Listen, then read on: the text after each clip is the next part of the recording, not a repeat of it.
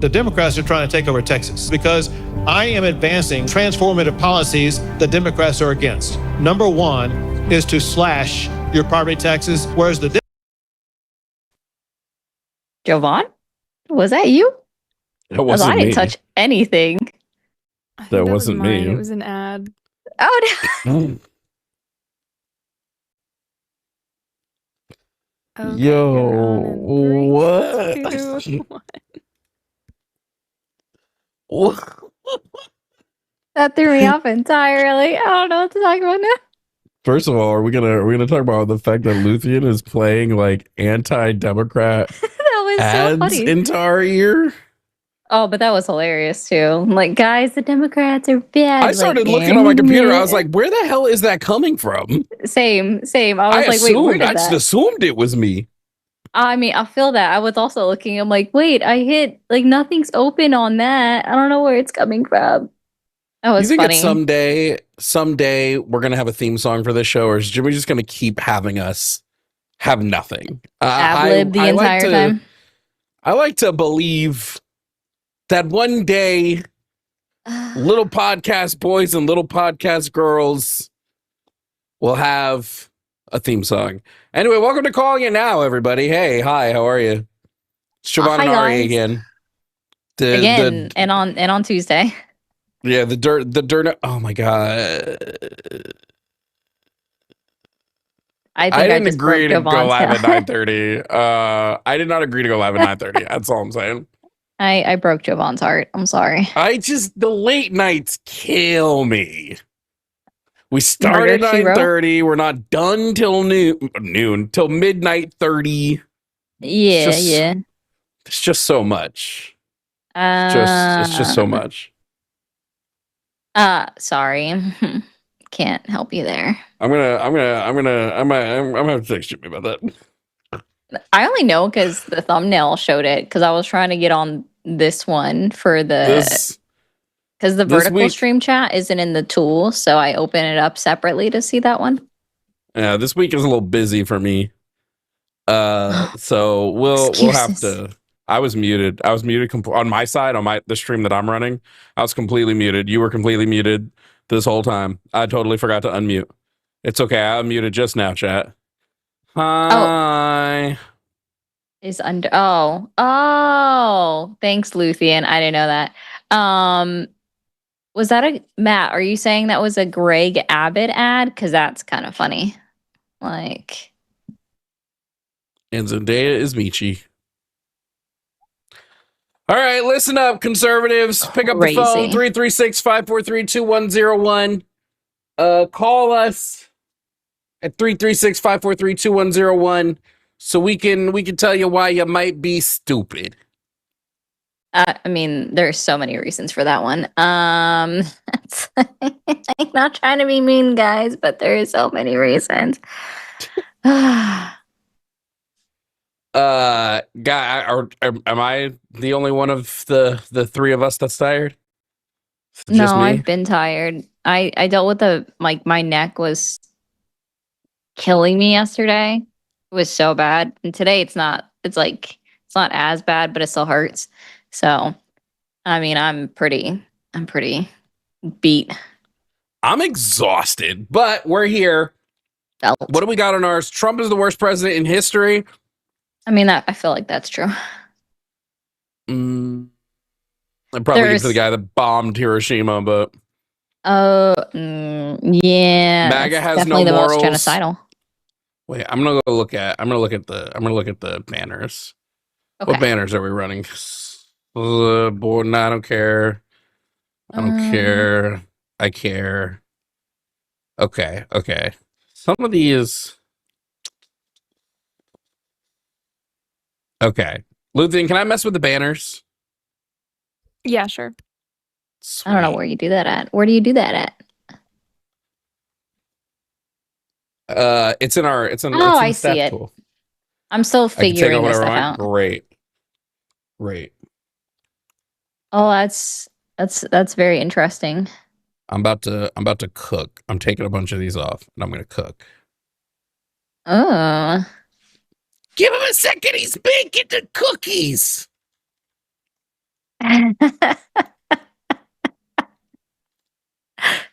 Oh, someone in with... my TikTok chat just said, "Man, Jimmy got replaced so fast with the DEI woman." That's crazy. I'm not But true. offended. They meant it as a joke, so I'm not offended at all. It's great. So true, though. So true. We're both actually the DEI hires. Am I Ouch. good? Hello? Is my...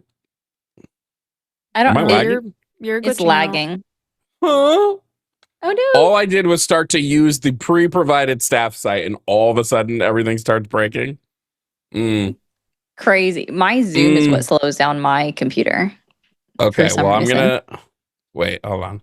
Let me come off, do like a pose, and I'm gonna hold it. So that way I can try to figure out what's going on, and I'll just be like this while I try to figure out what is happening.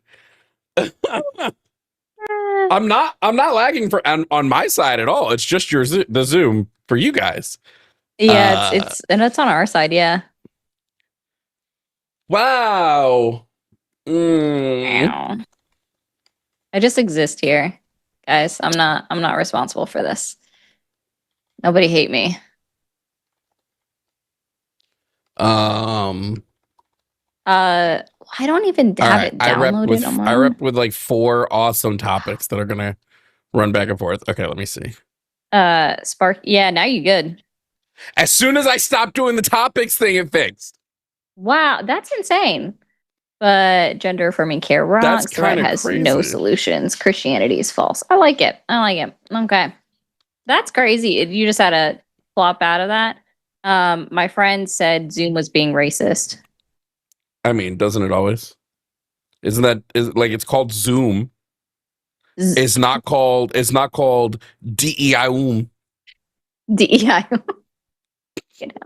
I don't know, man. Call us 336-543-2101. Pick up the phone. Dial if you're a conservative. Give us a call. Tell me why. What do conservatives... Wait, I'm going to add that too. Ooh. What do conservatives want? I want to know what conservatives even want.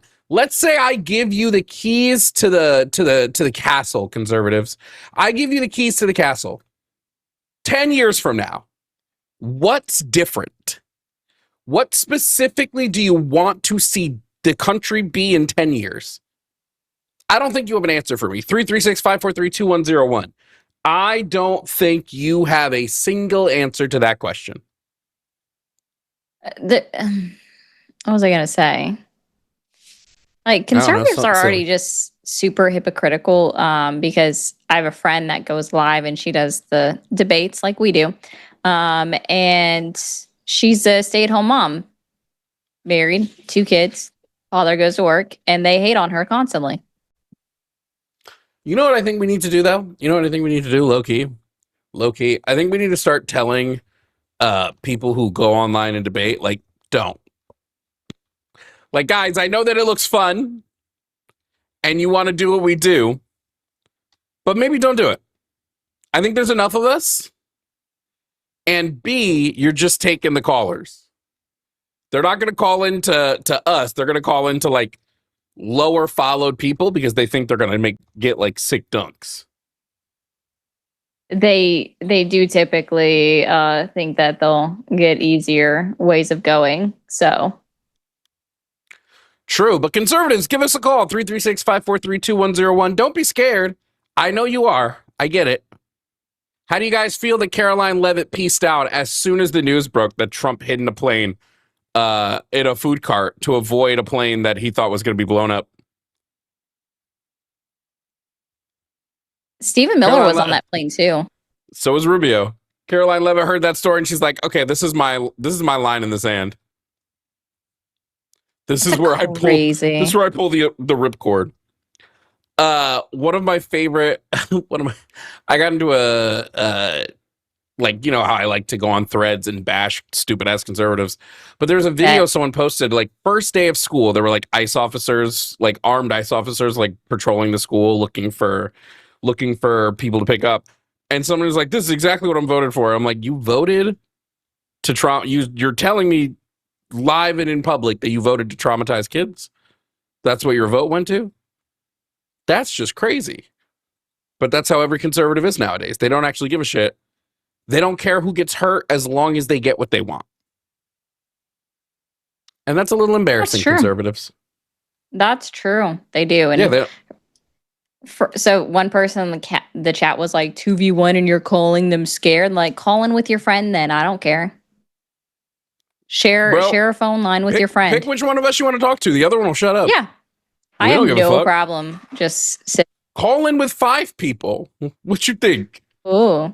No. You gotta call the number on the screen. Requests are off on this live. Actually, I'll make sure to turn them off on TikTok. Ain't even a real person, fam. Nah, it's probably a bot that just wants to, show something on live. The bots. Anything can happen in the box. Oh yeah, there's a reason there's a whole phone number on the screen. 336-543-2101. Yeah. You have to call the number because I'm gonna help you out with something. People on TikTok like turning on their camera and basically sexually assaulting everybody by showing body parts that nobody wants to see and no one consented to. So I don't take any. Yeah, they do a bunch of weird shit. And because TikTok doesn't allow me to make it so y'all can't turn on your camera without asking me for permission, I don't seems like any a TikTok flawed seems like a flawed design. Really dumb. Yeah, sounds like you're scared. I'm so scared. I'm gonna mute you until you call the number on the screen. How about that? Because now you're just a scared little bitch. So come at me, bro. Aww, somebody was twiggled. Yeah, I think it was scared. Guys, how does it feel to know that Iran won't even speak to us for 2 more years? They said, we're not even going to talk to America. We don't fuck with y'all no more. They're like, not until call us when the guy leaves. Yeah, they're just like, yeah, fuck Trump. Because it's just, they have no reason to. They truly don't. He's not doing anything. No, for real. Somebody in my chat said, no, Caroline Levitt did not resign because of Trump's abandoning her. No shit, Sherlock. Do you know what a joke is? Have you heard of it before? Stupid? No, obviously not. They were like, I LLM fact-checked you. Ooh, bruh. Estúpido. Fucking dumb as fuck. Dumb as fuck. These motherfuckers are dumb as fuck. We got some call screening, but we'll gladly take as many. 336-543-2101.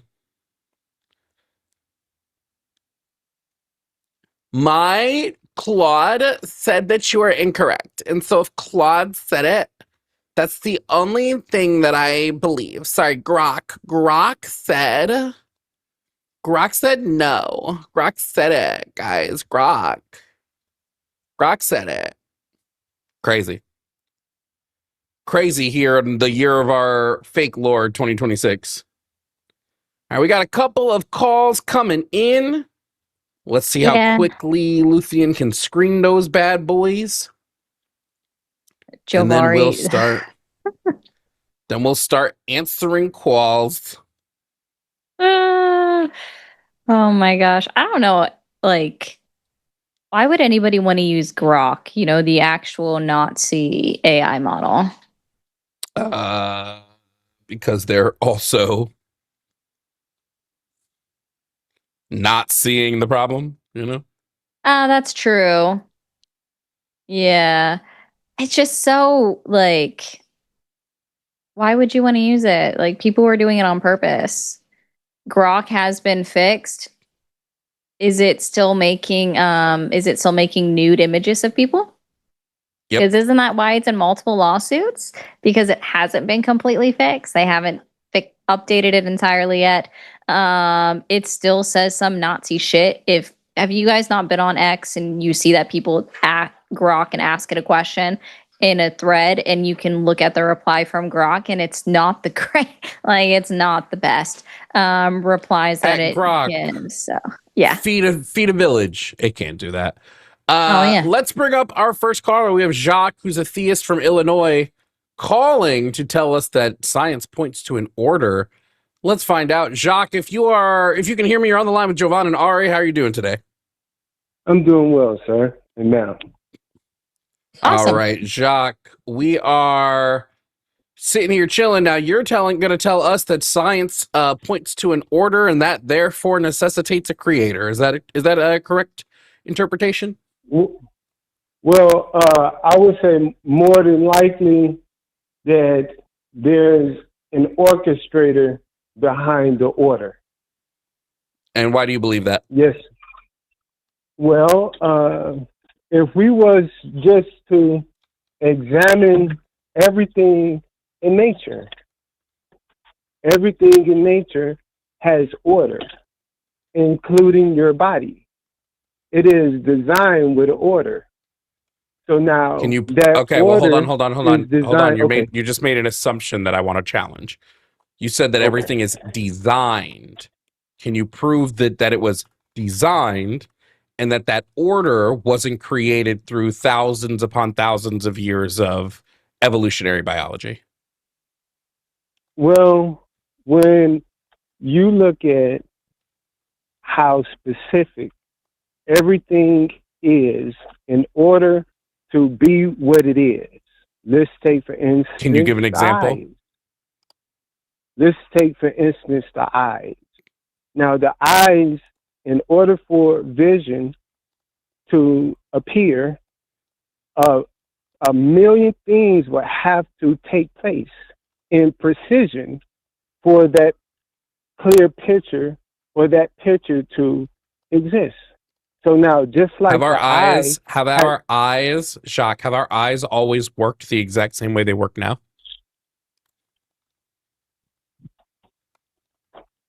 What do you mean? Eyes are eyes. I mean, evidence. I guess I'm gonna have to try to figure out how to phrase that. Okay. I mean, you're just trying to ask, like, are they the same as they were like at the beginning of time? Yeah, like is it possible that the eyes have evolved?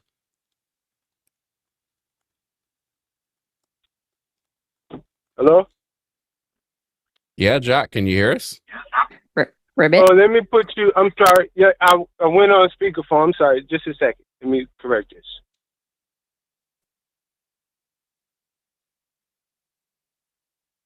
Hello? Yeah? Oh, I'm sorry. Just a second.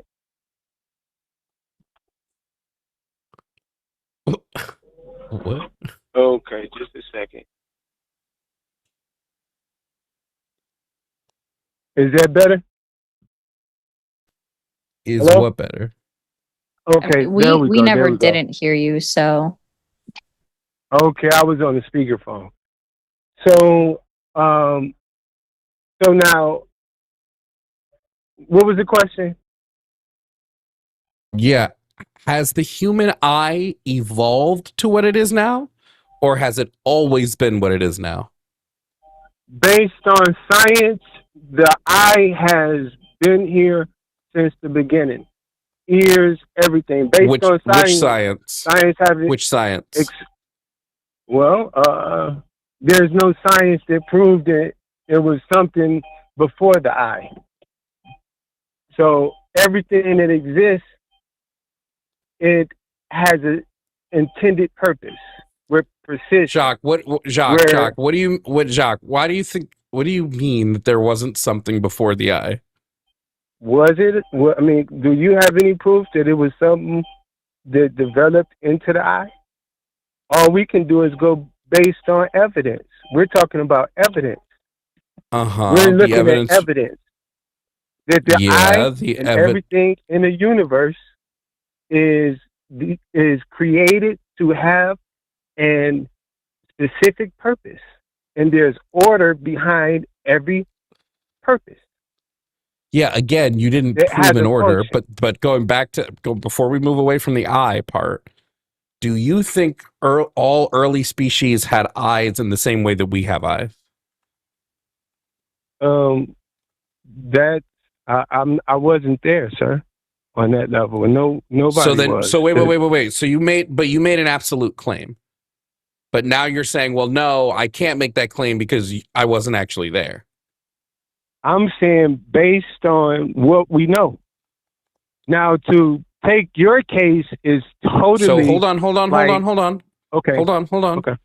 Based on what we know, if you track lineage back far enough through our ancestral evolutionary trees, not all of our ancestors had eyes that were the same as ours. In fact, visual systems have changed drastically throughout millions upon millions of years.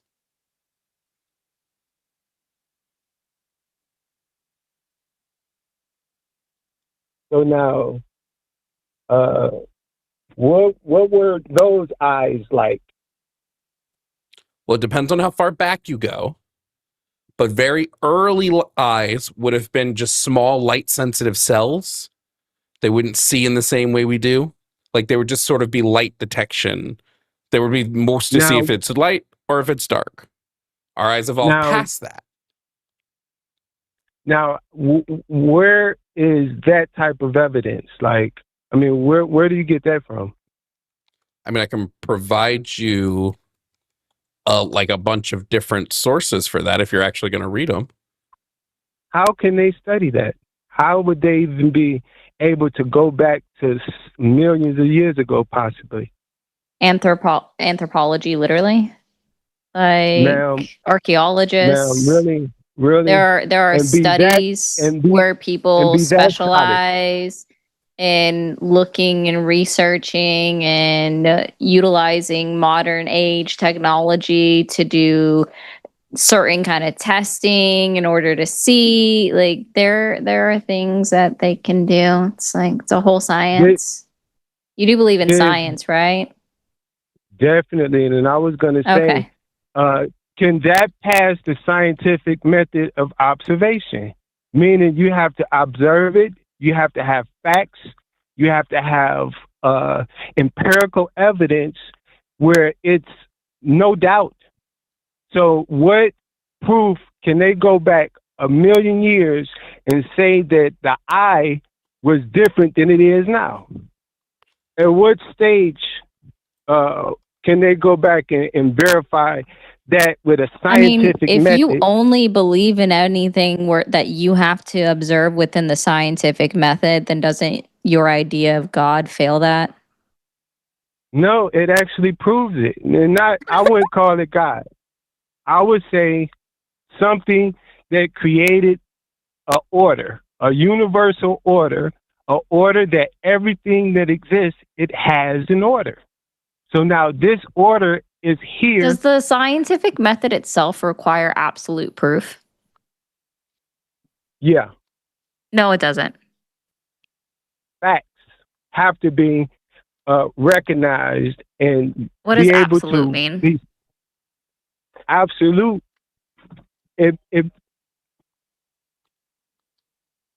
This is hilarious. Absolute. This is so funny. Yeah. I agree. Okay, so now absolute is a total fact. You can prove it. You can see it. You can observe it. Can you prove with an absolute?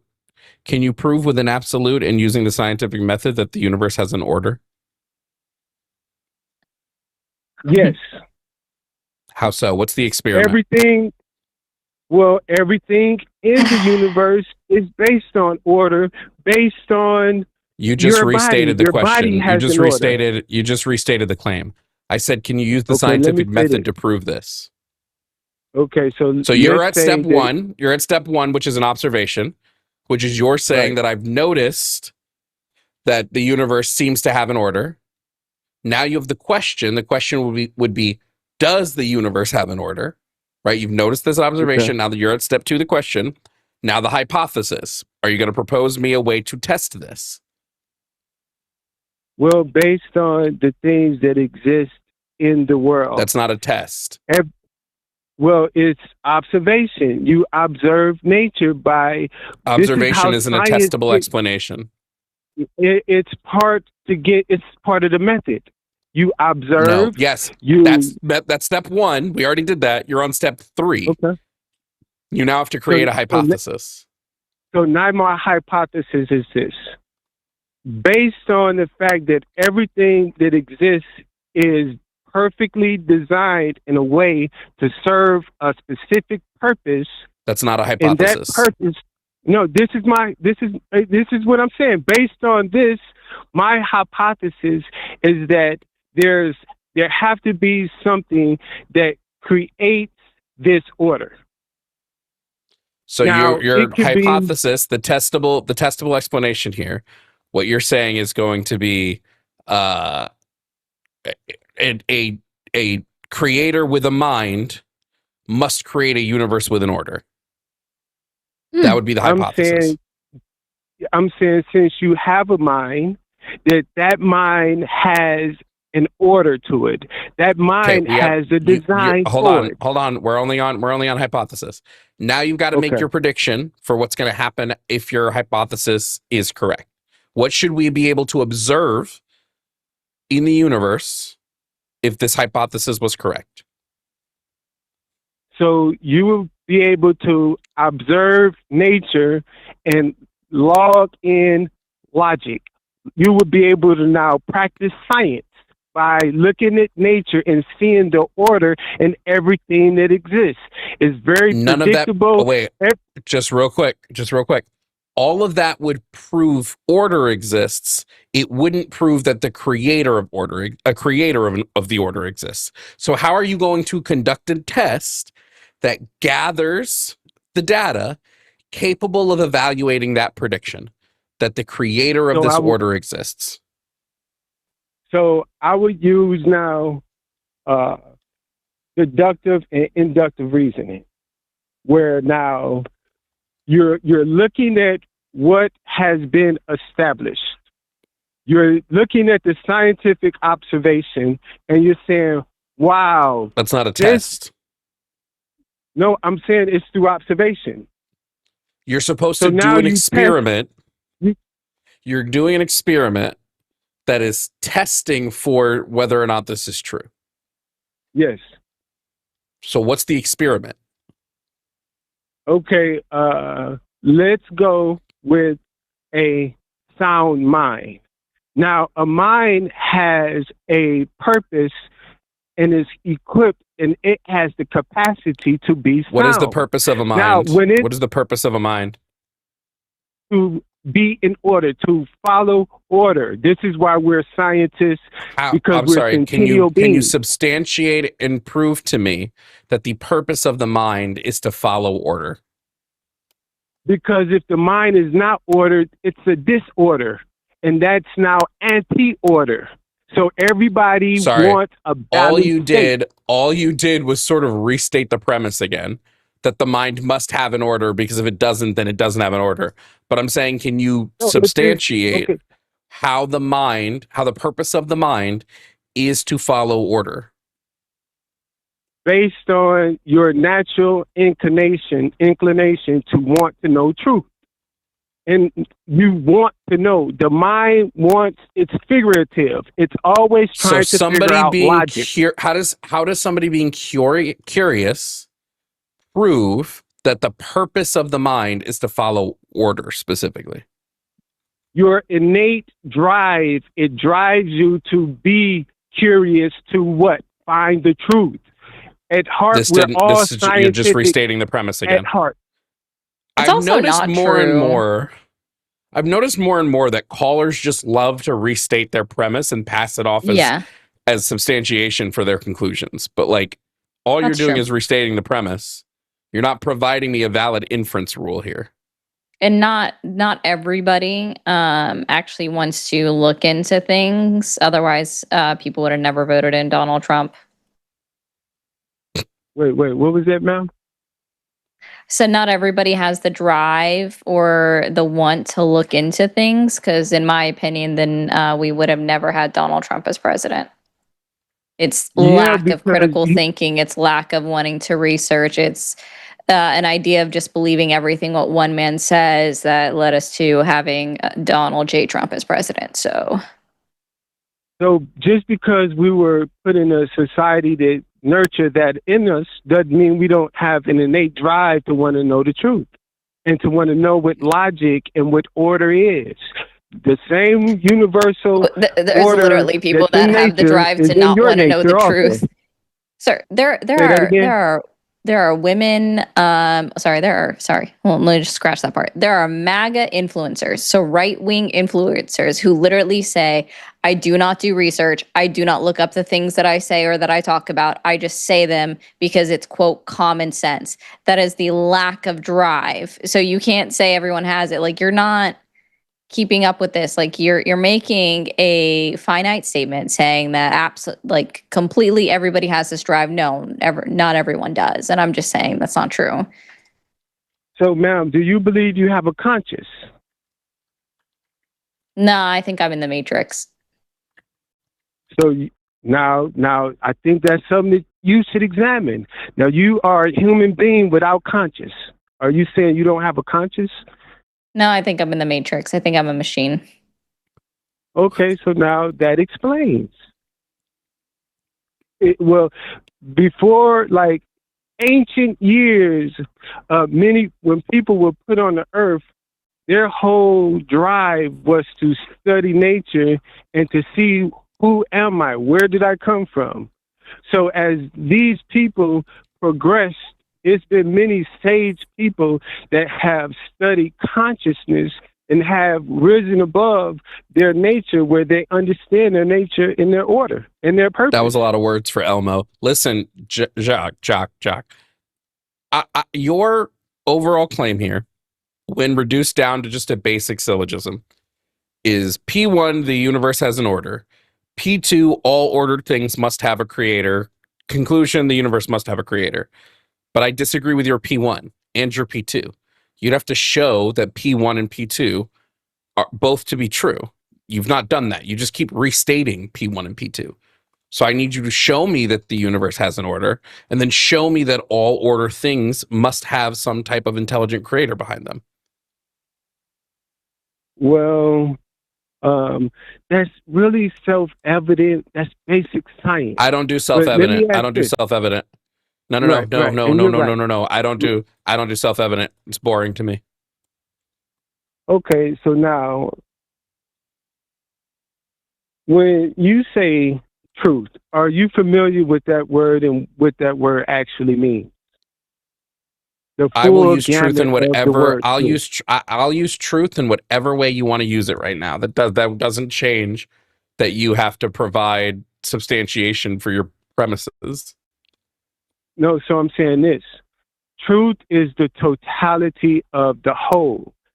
So in order to have the truth, you actually have to have the bigger picture, the biggest picture, the picture that is the whole picture. So if you going on one specific dot of the picture, like the Bible, and arguing that as God, then that's a very small position.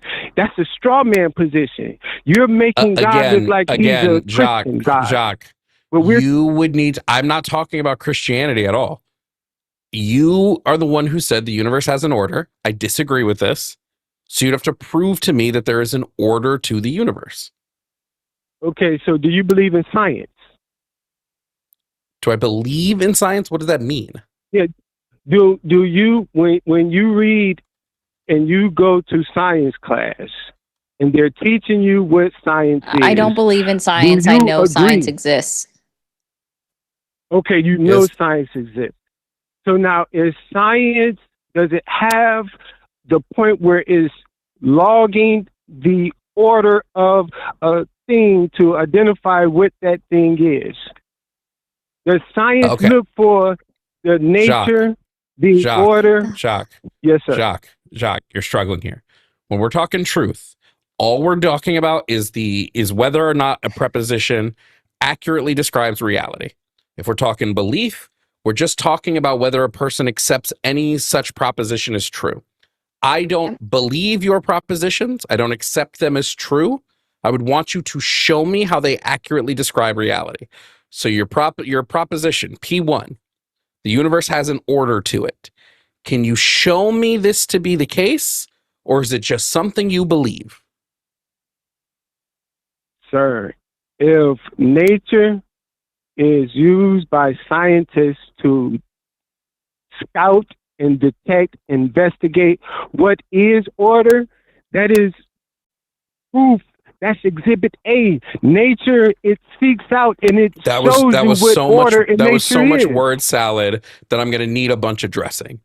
I don't know. Like, you're not saying anything. You just put words in a sentence that said nothing. Okay, give me, we'll have to break it down like this. So far, we have your syllogism 1. We have S, I'm going to call it S1. That's syllogism 1. That's the universe has an order. All order things must have a creator. Therefore, the universe must have a creator. We need to go down to syllogism 1.0, or sorry, 1A, syllogism 1A. Now you have to provide me a syllogism that speaks truth to your P1, which is the universe has an order. How do I know the universe has an order? What's the premises for the universe having an order to lead me to a conclusion of that? Sir, you will have to first answer, does science have an order? Does science follow? I don't know what order. Science doesn't have anything. Science doesn't have anything. Science observes things and then puts together conclusions based on observations. Science doesn't have anything. Words. Okay, so now does science investigate order? I don't know what you mean by does science I disagree with you on there being an order. So no, I would disagree that science investigates order. I would say science just investigates what is. You are the one who's adding the qualifiers here of order. So prove to me that there is an order. Is there anything that exists that doesn't have an order that would sustain that individual or entity being what it is? I don't do burden shifts. I don't have to show you anything that doesn't have an order when I'm asking you to prove to me that an order exists, period. Okay. So now in science, they have a substance called the law of rhythm. Everything that exists, it has a rhythm. That's a substance? Well, not everything. Yeah. White people don't. Oh, that's false. Everything that exists, it has rhythm. The law of cause and effect. There's a cause and it's going to be an effect. There's a law where it says there's a polar opposite. That's not what the law of These rhythm is. These are universal laws that have an order. That's not the law of rhythm. The law of rhythm is just strictly saying that everything has like ins and out, like everything flows in cycles. It's just saying that everything is cyclical, but not everything is cyclical. Again, not everything is cyclical. So this doesn't hold water. Name one thing that this is perfect right here. Fact check this. Everything has a maturation cycle, regardless of what it is. Now, that's no. The law of rhythm states that the cycles end up where they started. So, for instance, it looks at the day-night cycle. It goes from day to night back to day. Okay. But the human life cycle doesn't operate via the law of rhythms. I am born and then I die. Sir?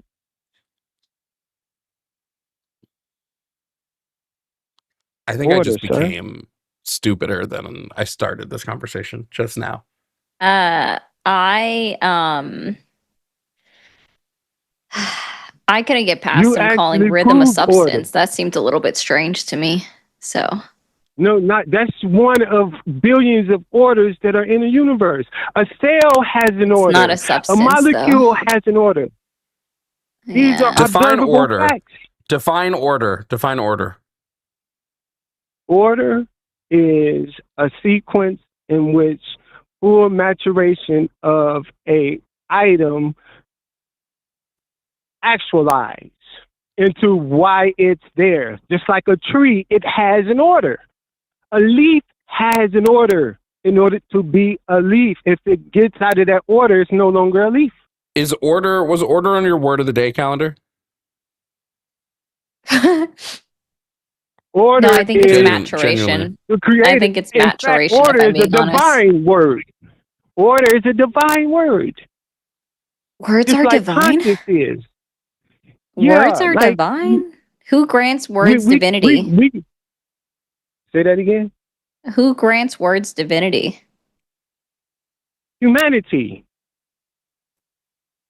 Hey, are you the type of person that would climb over a glass wall to see what's on the other side? Because No, you want I to don't need research? to. Why? Why? You don't want to like explore for yourself?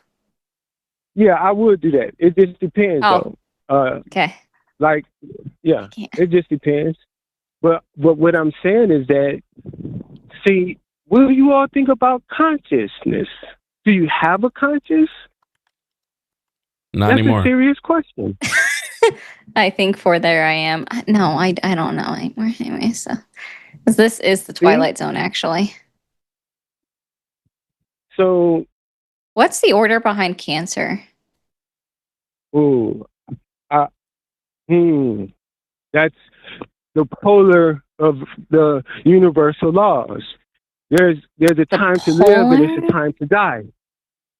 There's polar opposites. There's a time to live and it's a time to die. So now,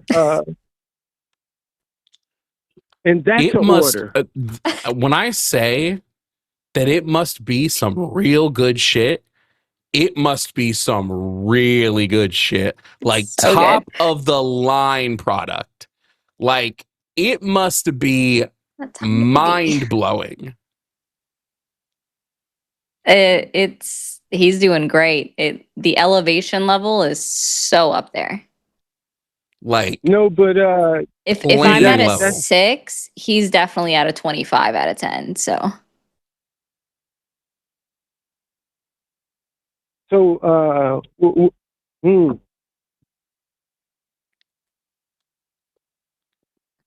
Okay, Jacques, it's been nice talking. all right, buddy. was it nice? Can I know this one. Okay, this one's going to be a hard ask, but can we get some Republican or MAGA or conservative callers up in here? Because and I'm okay with the theist too, but that was a different kind of theist that was kind of a waste of time. Hey, Joey. That was I legit feel stupider. R.I.P. You're starting the next one. My brain is broken. Okay. We can try it and do that. Okay. We'll try to not do it like that one time where I just was like, no, it sounded like, okay, you know what I mean. All right. Andrea, hello. You're on the line with Jovan and Ari. How are you doing today? I'm okay. And you? How are y'all doing? Doing great. So what is your political affiliation? I have no respect for that. I just wanted to answer some of your questions. You said, what is the order of cancer? In the scripture, it says cancer. First of all, I know that you say it's not a Christian thing. This is fact. It says in the Word of God that cancer is a sign. First of all, a warning that there's something inside of us as far as sin going that it's becoming bad. The Bible tells us that sign is a warning sign. And the word also says there's warning before destruction, okay? I just want to point something out. Cancer isn't anywhere in the Bible. There's nowhere in the Bible that it even mentions the word cancer. Talks about how cancer would work. It says sicknesses. It says sicknesses and illness. The scripture says that I will. It also says illness is brought on you by the sins of your ancestors. So like exactly. But these are signs. Okay, not a very loving or forgiving God. Yes, he is. But at this moment, why would he be a loving? How could you be a loving or forgiving God if you are putting sickness on individuals for the sins of their ancestors? That's not forgiving. You don't think those babies deserve first of all, he said rectal that, cancer? Right? Okay, he said I mean, right? they didn't deserve the heart defect either, That's not a very forgiving listen. God. If the He's sins a never very leave and forgiving they God. continue on down the bloodline, that's not forgiveness. Was Okay, it forgiving? listen to me. Was it Okay, for forgiving when a example, let me baby give you got an cancer? example. How was that Okay, see, forgiving? first, if you really wanted understanding, we would listen to each other, right? If you wanted understanding, that's like if you want directions to a state or a store that you're going to. If you stop and If say, you wanted hey, to can listen, give you me wouldn't have directions? interrupted Andrea, the middle of my I gotta just keep it sentence. $1.50 with you. I know more about your book than you do, so you're not going to You be say able to you know teach more me about anything what? that I don't already know. I You know say you more know about more- your excuse me, book huh? than you do, Okay, listen. Okay, first, like is there infinitely anything more. that everything that he said was going to happen is happening? Okay, Not and quite literally. cancer, What? you said the Name one order of prophecy. cancer. Oh, no. Name one prophecy that has come true from the Bible. Okay, he Just one. first of all, okay, the man of lawlessness. We know that Trump is a man of lawlessness.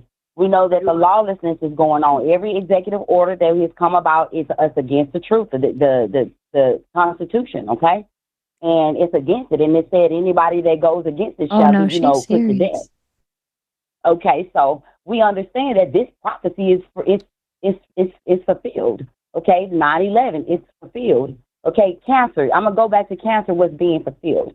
His name was John Johnson. Okay, he died May 3rd of this year. He's my spouse. Okay, and he said that will be weeping and gnashing of the teeth. Okay, a lot of people don't want to talk about demons. They don't want to talk about the truth. They want to say they want to put when it's brought to the light or is being explained.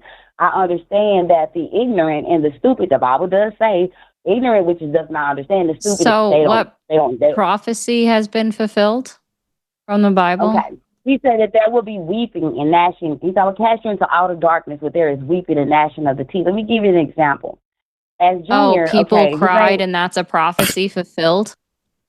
Is that what I'm understanding? Okay, if the show that y'all have, it's a good way to help people truly understand, or is it a show that is trying to catch you on guard to see if you really know what you're talking about, or you just trying to say something just because you thought you know? I'm speaking of facts. I mean, Andrea, you aren't saying words. I hate to just call it as I see it, but it sounds to me like you're in the midst of religious psychosis, and I don't know that it's responsible for us to continue talking to you. Okay, you say if it's responsible? I said it does not feel, it feels irresponsible to continue this call when you legitimately sound like you're in the midst of religious psychosis. Okay, so let me do it a different approach, because I don't want you to feel that we don't want to be targeting just one thing. We want people who don't believe to have an understanding, right? Or who don't agree with what I agree with to have still an understanding. So please allow me another way to approach it.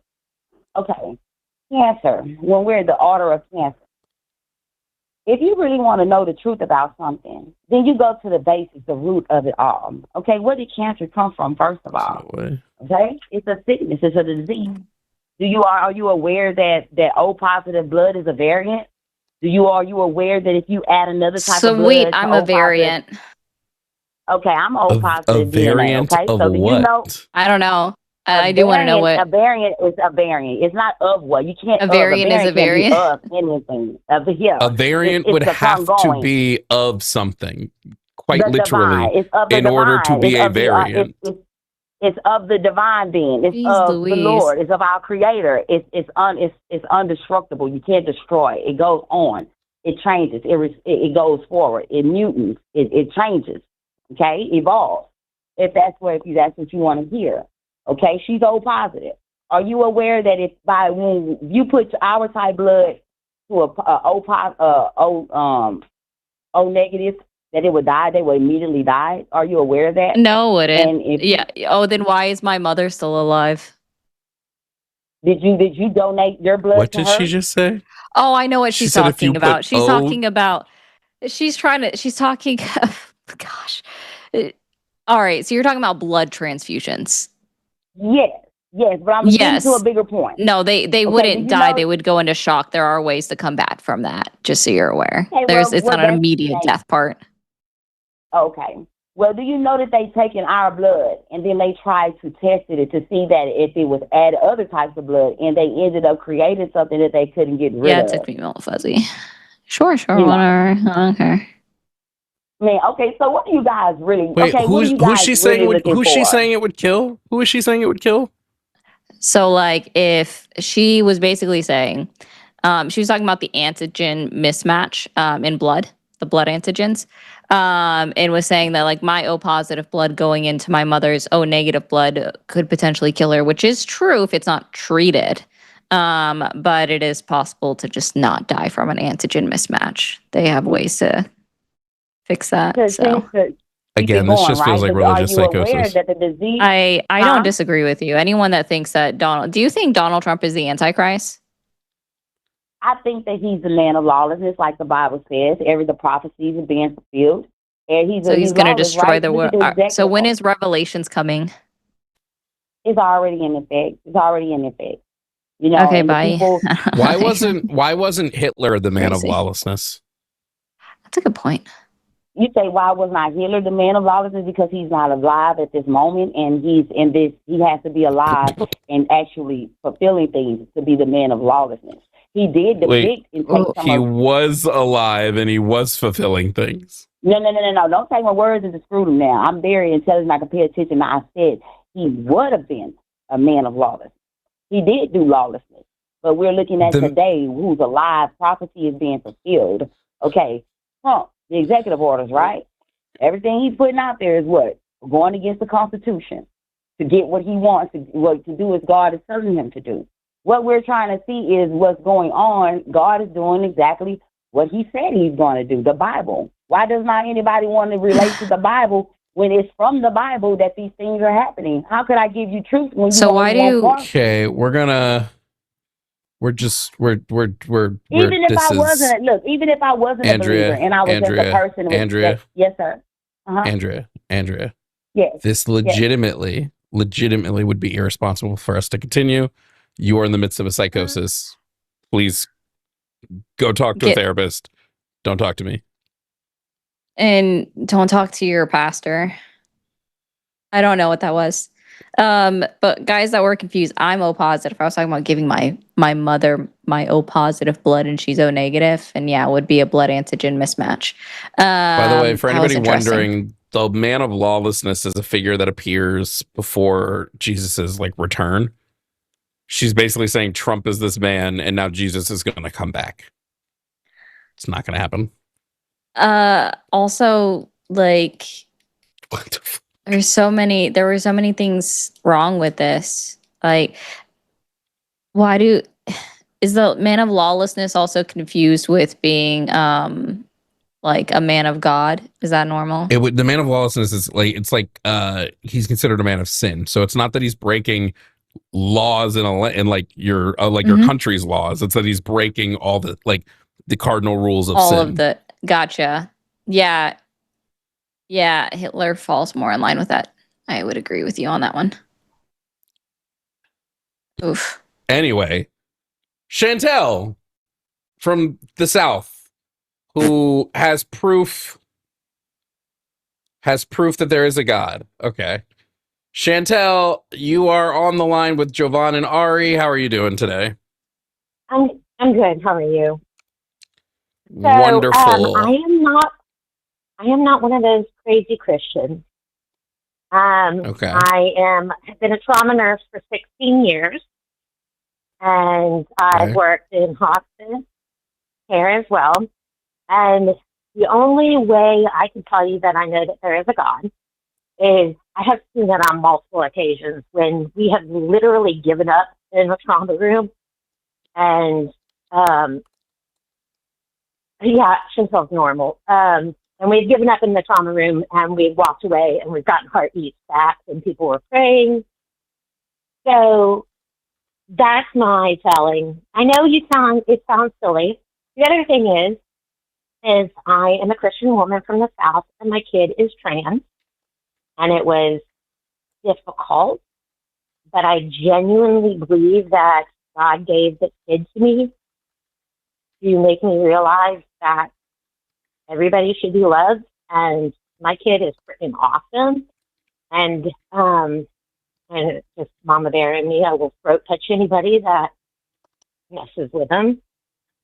But I'm telling you, God is real. I've seen it in the ER. I've seen it in the trauma room.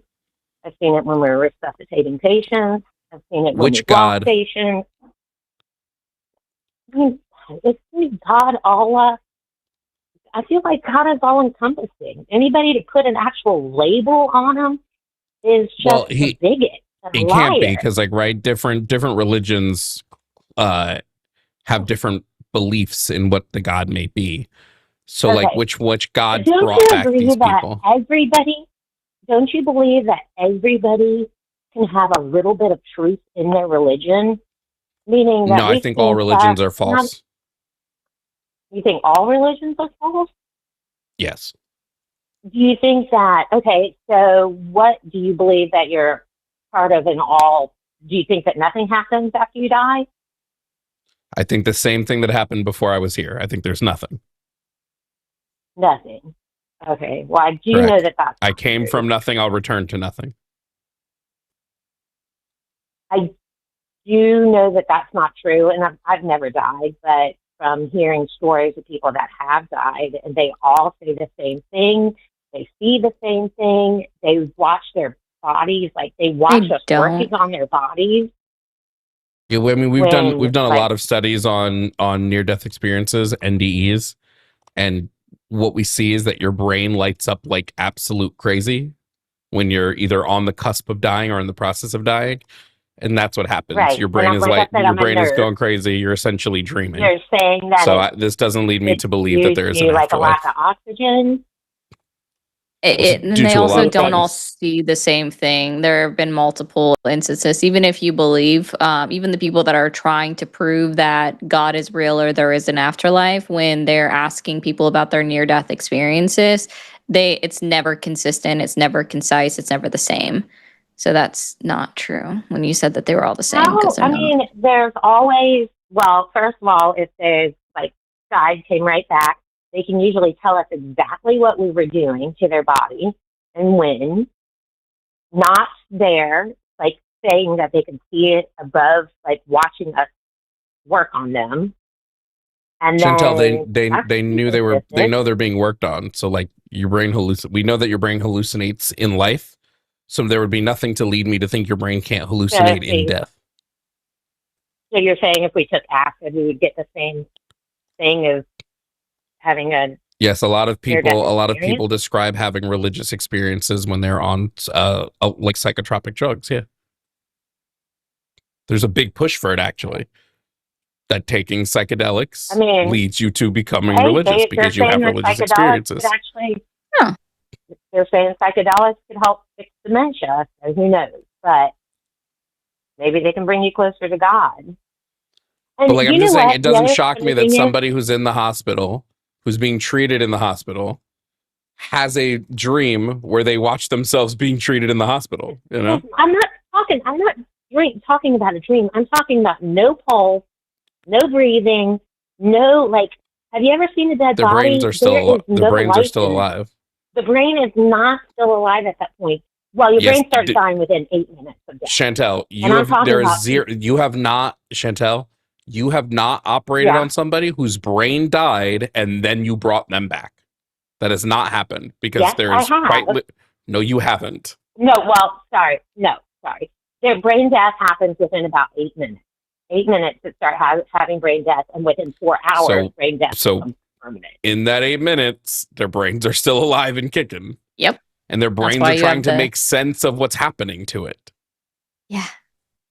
Okay, so the other thing is, and I don't know how true this actually is, but I've heard, when they say when you die, you actually lose, I think, an ounce or two of your weight, and they can't figure out where that weight would go. And Probably I'm not talking about when the you poop and shit yourself. No. I mean, that's if there's one thing I know for certain, it's that the thing that I guarantee is going to happen when you die is you're going to evacuate them bowels. I'm telling you, they have weighed and the bladder, including their bladder and bowel.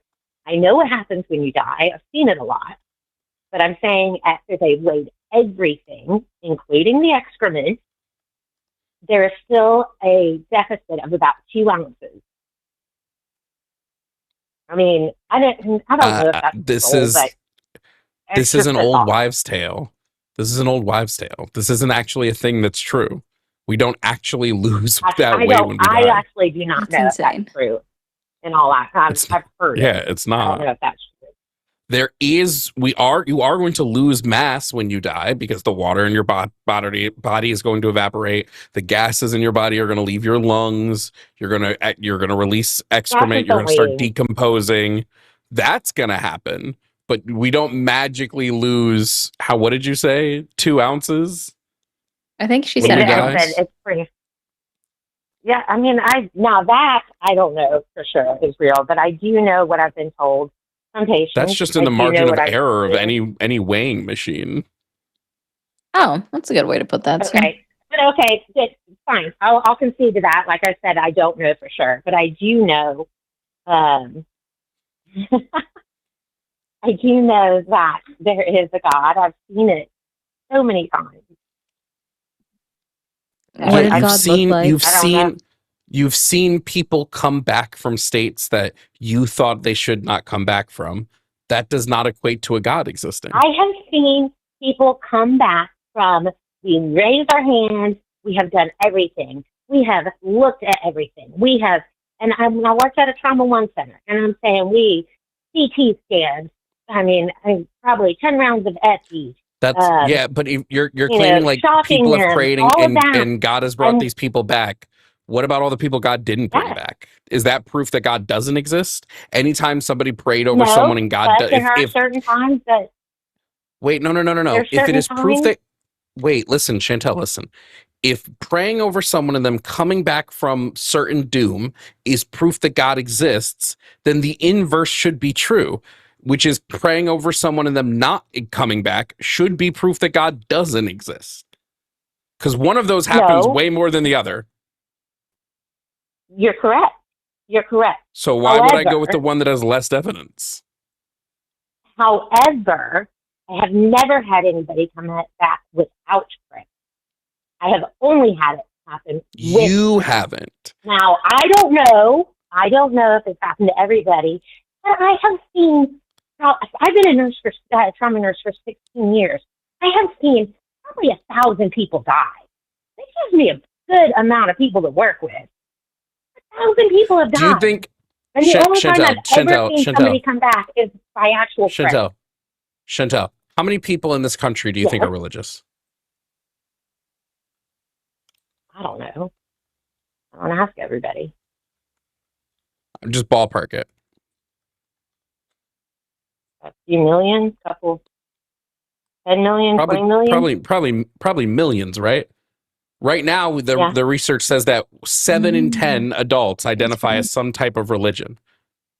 And that 7 in 10 adults pray. So it's not shocking to me that probably the bulk of people pray. So at any time someone's dying, there is probably somebody praying that they'll not die. That doesn't lead me to believe that there's a causality here, that the prayer brought the person back. What I would say is what probably brought them back is the doctors who were working on him. I literally told you it has only, I'm talking about the only times that it's happened when we have given up, we have used every resource that we have had, and prayer was used.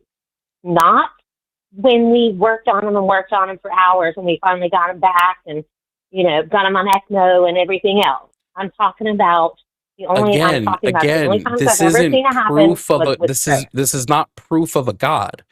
What do you say to the person who prayed and prayed and prayed over their 3-year-old who was shot in the face? That 3-year-old didn't come back. Does God just not love this person enough? And right? It just doesn't make sense. There's no sense being made. Time to go too. Sometimes it's somebody's time to go. Just doesn't mean I don't believe in that we have times to go. You would have to prove that. I don't believe that there's a set time. I don't believe in predetermination. I don't believe there's a time we all die.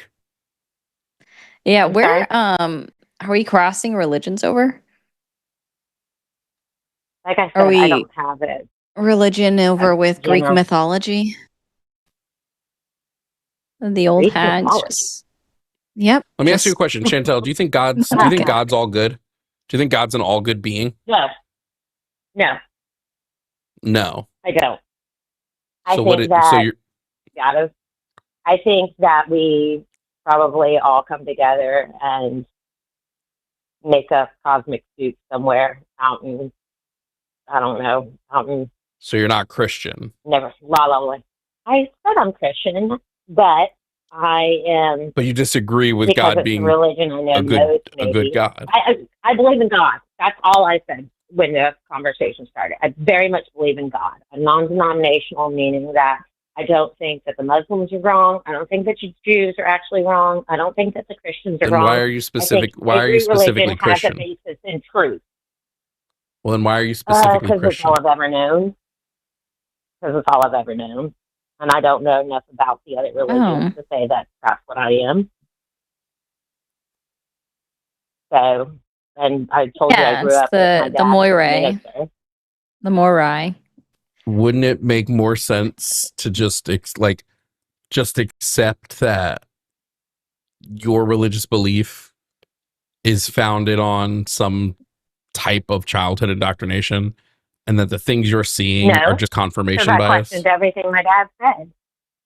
My dad thought that the Catholics were wrong. My dad thought that the Jews were wrong. My dad thought that every other religion was wrong but his. So I questioned everything. I educated myself, and then that's normal Christian behavior. You can call me crazy, huh?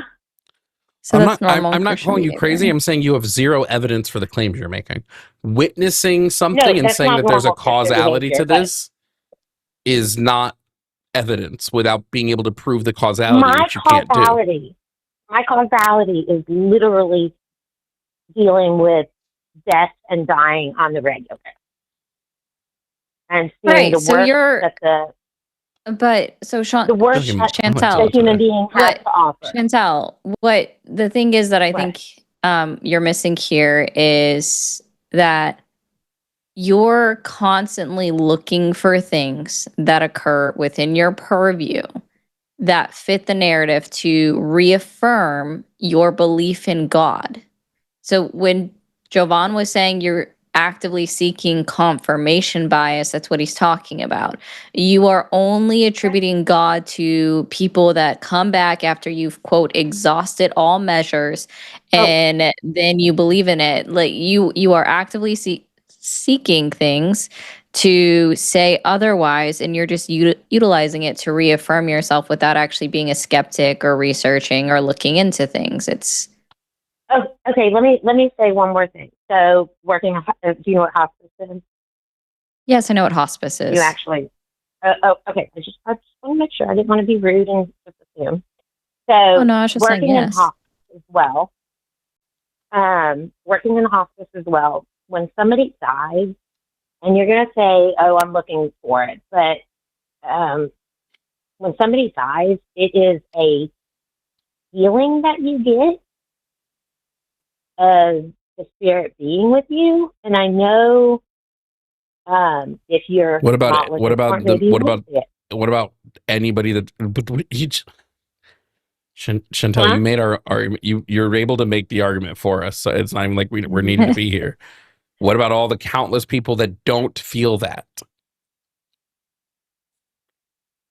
It's just a cop-out to go, well, they weren't looking for it. You don't have the inner... Okay, maybe you just don't have the inner eye to see it, or you choose not to. The inner eye. There is a way to blind yourself. Thanks, Hector. I mean, it was a joke. You said something about...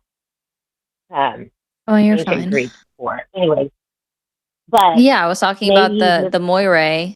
They're the three hags that cut people's lifespan. Right. It was a joke. Anyways, maybe you just choose not to see it. You can blind yourself to certain things as well. That's what you're doing. You're literally doing this. Is that really what I'm doing? Yes. Yes, you're searching for things to reaffirm your beliefs. Yeah, the hags of fate. I have a question for you, though. Just one question for both of y'all. So I see that you're doing the podcast. What do you get out of proving people wrong that there isn't a God? What do you get out of pushing that narrative? Does it make I get people to stop worshiping a thing that doesn't exist. No, wait, hold on, let me finish. No. You asked a question. You asked a question. You can't ask what I get out of something and then give me options, because my thought process is more than what your options can provide. Or I think one of multiple things. One, it's harmful for people to believe in fairy tales and then use those fairy tales to justify bigotry. Two, I think it's almost always better. And that sure, but it happens. That is never what I said. But I didn't say agree you. With these bigots I didn't and say these you. Hateful white supremacist Christians that are out there. I didn't say you. All going to hell, I didn't say in you. all honesty. Okay. Can I finish? Yeah. Go ahead. Two, I think it's better for humans to be rational creatures, and I believe that the belief in a God is an irrational belief that we formulated over fear of death. And three, I think that specifically in terms of like Christianity, which is the one I go the hardest on, I think any religious belief that has a basis in allowing slavery should be wiped from all human conscious. Oh, okay. I'll concede to that. The shit that has, and you know what? I will actually even concede that religion has been used in the most egregious of ways, but they have perverted the Bible. That anything in that freaking book is not correct anymore. And I know I'm going to piss a lot of people off, but anything that they have wrote in that book is all man-made and made up. But I'm telling you, there is a greater being and there is a God. So, and I'll agree to disagree with you, and hopefully that. The other thing is, I hope you get everything you want out of life because you believe that there's nothing afterwards. Then you better live your life to the hardest and the fullest and get everything you can out of it, because you don't have shit to look out for afterwards. I don't want there to be something to look forward to afterwards. Is your life really fulfilling now? Yes. Yeah. I honestly, the only thing that I would hope for, Jovan, would be like a type of reincarnation. I want to be a house cat. I want to be the most spoiled, pampered house cat. In a heaven, because heaven sounds like the most terrifying thing in all of existence. And only eternal the perfect life people are is there? terrifying. Oh, that's also eternal true. life is legitimate hell, and the thought process that it's like a good thing is crazy. But thanks for calling, Chantel. I'm glad that you were able to provide us zero evidence for your beliefs. Yeah, a house cat for a rich woman. Exactly. That's what I want. Like, I want, like, if there is something to come back to, that's what I would want to come back, is a house cat for a rich woman. I want to be spoiled, pampered, fed on time, and just existing happily. I just don't know why. I do. It's because they don't have anything other than it. I don't get why Christians love anecdotal evidence so much. And will believe in a massive fairy tale simply because they've seen or heard something. Like the human brain doesn't make shit up all the time. It does. Like the brain is meant to fill in the gaps in order to rationalize something. And it seems as though those of faith have latched on to religion and faith to fill in those gaps of the unexplainable simply because they can't explain it. They haven't followed it through. And your brain has to make it work. And that's how you do it. But if anybody else wants to call in, 336-543-2101, if you've got something other than I feel statements, I would love that. I would love something other than an I feel statement. Would be muy bueno right now, bro. Muy bueno. I know I said it wrong. I don't care. Friend of the channel, Billy from Texas. Hey. Billy, you should be resting right now. I am resting. I'm in bed. That's as resting as it gets. All right. Is watching the show resting? I mean, actually, never mind. For some people, it really is relaxing. I don't know why. You know what? I'll be honest with you. The last lady kind of spiked my blood pressure a little bit. And that's actually why I ended up calling in. Because I have, a little bit of personal experience with this, which is beyond just watching people potentially die. I kind of have a little bit of personal experience, and I gotta tell you, all of the experiences I've had, the near-death experiences I've had, all of that fun stuff, no God didn't show For anyone up. confused, Billy is actively dying right now. This is not a joke, by the way. Yes. This is just You said that in the Billy's chat reality. too. Yeah, I'm sorry, man. No, it's fine. You're telling me that I can't pray over you and that would fix everything? Okay, so this is actually hilarious. Mrs. Carmody, who now knows me on like a personal level, she's the lady here at the hospital who comes in to pray with people for them to feel better. Man, she just doesn't seem to get it. And she kind of reminds me of Chantel a little bit, and like, well, no, you can just pray away your sickness. I don't think just I can. Like you can pray the gay away, you know? Hey, you know what? It's the exact same thing. It works the exact same way. I tried that too, but unfortunately, my love for dick did not go away. That's crazy. I tried that too. Didn't work. Didn't work. It's a bit. People like that annoy the shit out of me. Again, there is no basis other than I feel that this happened at the same time that I did something else, so therefore this must be the case, which is just silly. No, it is completely silly. I honest to God, I don't get it. I was listening to Chantal, and I understand that there is some kind of want or wish for something more, or for there to be something bigger, or for there to be something after. I have nothing to say that makes me think that that is the case. I have experienced a lot of things. And unfortunately, from my experiences, I just don't think that there is.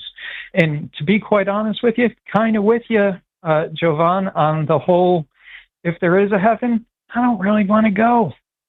I'll quit. Yeah. I'll step out. I don't really want to go sit at the right hand of God, who is apparently an egotistical monster that needs to be praised all the time, constantly, because of some reason. I don't know. If you can make the universe, I feel like you shouldn't have that big of an ego, but whatever. I just don't think that it's there. And I get that people like Chantal, like, I totally get it. I understand. Especially if you're working in, a field where you see a lot of death and you see a lot of sadness, and you want some kind of optimistic viewpoint of, well, you know what, I've seen a lot of death, but at least people go on to something better. I just don't feel that. I don't think that's the case, and I have not experienced anything like that, and I have certainly been to the point where you would think, I would think I've gotten pretty darn close to the point that if there was something like that, I would at least see something. But no, every time I've come close to dying, it's been just darkness, and then I wake up and the doctors are like, hey, here's your bill. So that is more or less my thing, man. Yeah. And also, like, to continue on with what you were saying, right? Christians, right, are already supposed to serve on earth, and then they have to serve God further in heaven. It's a little, like...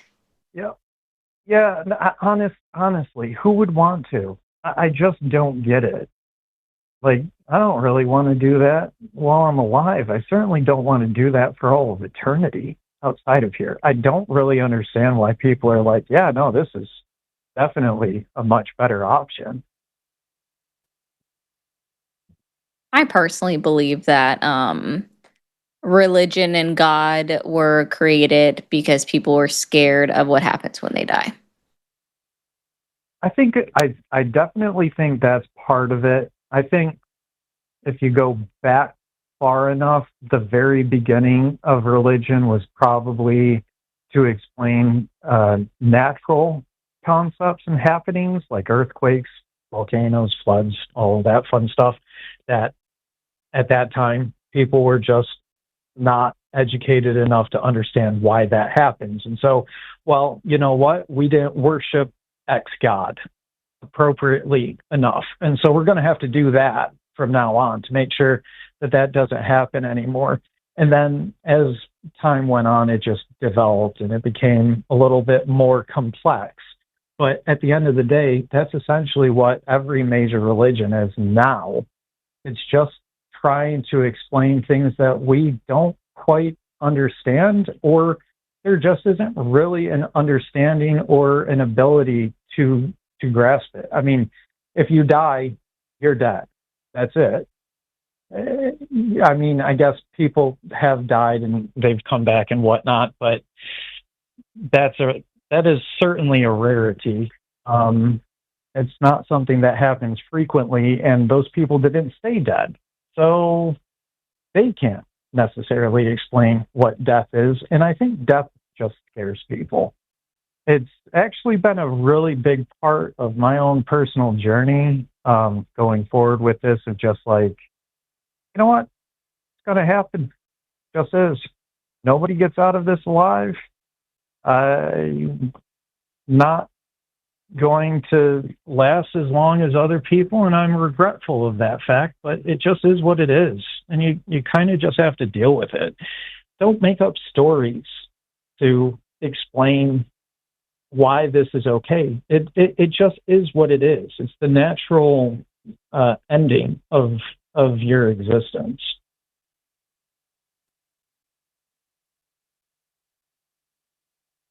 I muted myself when I meant to talk. Oh, Jovan did the same thing. Muted. We both did the same thing. We're like, Billy, we're gonna talk. Billy, I was gonna say we you know we agree with you. We got a conservative on the line. We're gonna bring him up, Billy. But thank you for coming up and setting the record straight on the whole dying thing. Yeah. Good luck, friend. Absolutely. I'll talk to y'all later, and thank you for coming to my TED Talk. Y'all take care. Catch you later, Billy. Have a good one, Billy. All right. Next call. Remember, you can still call in 336-543-2101. We still have an hour and a half left of the show, so plenty of time for people to call in. We're going to bring up Brian, who is a 47-year-old conservative from something. Is that Indiana, Indianapolis, Independy, who wants to ask why we hate Trump so badly. Brian, if you can hear me, you're on the line with Jovan and Ari. How are you doing today? Good, how are you? Chilling. Brian, I'm going to tell you why I hate Trump, okay? You ready? Yeah. Super simple. He spent $37 billion so far in a war with Iran, where he directly lied about Iran having WMDs to justify bombing them. He allowed the U.S. to flippantly double tap a school full of schoolgirls, killing 100+ of them. He used the office of the presidency to increase his wallet to the tune of $3 billion, which he directly stole from people using a crypto scheme rather than helping working class Americans. He once said he'd date a 10-year-old. Hate that. He brought a convicted rapist, who was Lawrence Taylor, to the White House to work on a fitness program for children. He, by his own admission, walked into a women's changing room without knocking. He attempted to overthrow the U.S. election with a plot of fake electors. He took food, healthcare, and housing from people by defunding and adding restrictions to federal programs. And he targets trans people and immigrants through legislation and rhetoric. These are just some of the reasons I hate him. Need I go on? Well, I mean, so you can hate him, but my question would be, if people were to rebuttal against that and their opinions of presidencies and which one was better, then we would have to say, let's go look back at what Biden did to America. If people were to rebut me on like what? What about Biden? On like Trump, did Trump not spend $37 billion on the Iran war? Did he not spend that? Yeah, and what did Obama do? Obama wasn't at war with Iran. Obama sold our internet to Russia. So wait. You agree Trump is bad. Hold on. Because you asked me why I hate Trump. I'm not talking about Obama. I'm not talking about Biden. I'm talking about Trump, why I dislike this current president. I don't do whataboutisms. I like to live in what we're talking about. Did Trump or did Trump not spend I'm not $37 trying to billion? tell you to like him. Did Trump or did he not spend $37 billion on the war with Iran so far? I don't know. I mean, every single war we've been to has cost us about that much money. The answer is yes. Thank you. Did he or did he not directly lie about Iran having WMDs? And so did it. I have no idea. Wasn't there to actually verify his truth? The answer is yes. I mean, The yes, answer is he lied. He did lie. The answer is yes. His own administration Where's your proof? put out a report. The multiple reports done by both his administration and independent international bodies that said Iran had no WMDs. Did Trump or did Trump not allow the U.S. to double tap a school full of schoolgirls, killing over 100 of them? Don't know. The answer is yes. Did he or did he not use a crypto scheme to steal a bunch of money by doing a rug pull from people who liked him enough to buy his crypto? Oh, wasn't Nancy Pelosi actually getting into stocks and got caught doing illegal stuff in stocks? Ooh, another whataboutism. That's embarrassing for you. Oh, let's talk about Nancy Pelosi. Did Trump or did Trump not get really pissed? On the actual did Trump or did Trump? That's a whataboutism. This is a whataboutism. Brian, this is a whataboutism. They know whataboutism. She's on video doing it. Yes, you are quite literally going, well, what about Nancy Pelosi? We're talking about Trump. What about Nancy? Exactly. Yeah, we're talking about Trump. Like I told you earlier. Again, if you're going to compare, we're going to compare. I'm not comparing. I'm not comparing anything. Though. Because you are bad at this. I'm going to let Ari talk to you. I've given you all the reasons why I hate Trump. You now have them. You can't refute any of them. I'm glad. Why do I care how much you hate? You're unable to refute any of them except by going, but what about these other people? Throw them all in jail for all I give a fuck. I didn't like Biden. I don't like Obama. I don't like Pelosi. I don't care about any of them. But the reason why I hate Trump, I gave it to you. So you can now talk to Ari, because talking to somebody like you seems useless. It seems very useless to talk to somebody like you. Go ahead, Ari. Yeah, and to be clear, Brian, you couldn't even defend the policies, because these are policies that Donald Trump had that allowed these things to happen, to occur. No. Here's one thing that you guys can't The policy is going to war. The policy is going to war with Iran, which then led to the death of 168 schoolgirls, which then also led to the death of a family of 3 that we recently bombed, that we recently dropped a 2,000-ton bomb on a family of 3's home in Iran as well. So we have that those innocent individuals. This was independently verified by independent journalists and satellite imagery that showed that we dropped that bomb on a single family home in Iran. So no, the policy was going to war with Iran using Tomahawk missiles, which are GPS guided, where we double tapped a school. We killed a family of 3. That is his policy. There were no WMDs. That was verified by the Director of National Intelligence. So our entire intelligence agency within the United States that was told by Tulsi Gabbard in March of 2025. I don't care about Bush. Stay on task. Stay on task. What about Bush? None of us are here to. Hey, Brian, let's level set this with you real quick, okay? We are here talking about Donald J. Trump, you bringing up prior presidents, which none of us are trying to defend. Democrats supported until he ran for president. Hey, Brian, I'm going to let you know this. You're not going to interrupt me when I'm in the middle of speaking, okay? So I'm trying to level set with you real quick. So currently you're muted for a moment while I get this out, okay? Unless you are up here personally to defend Bush, then fine. You want to talk about Bush all you want, you defend him.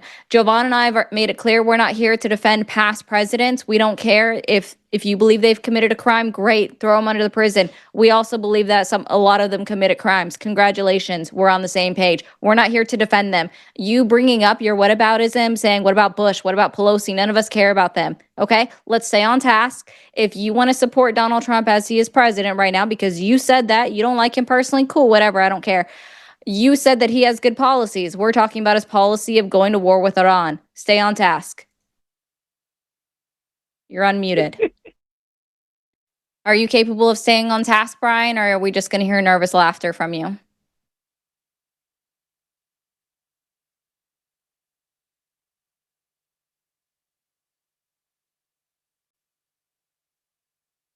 I'm going to take that as he's not capable of staying on task.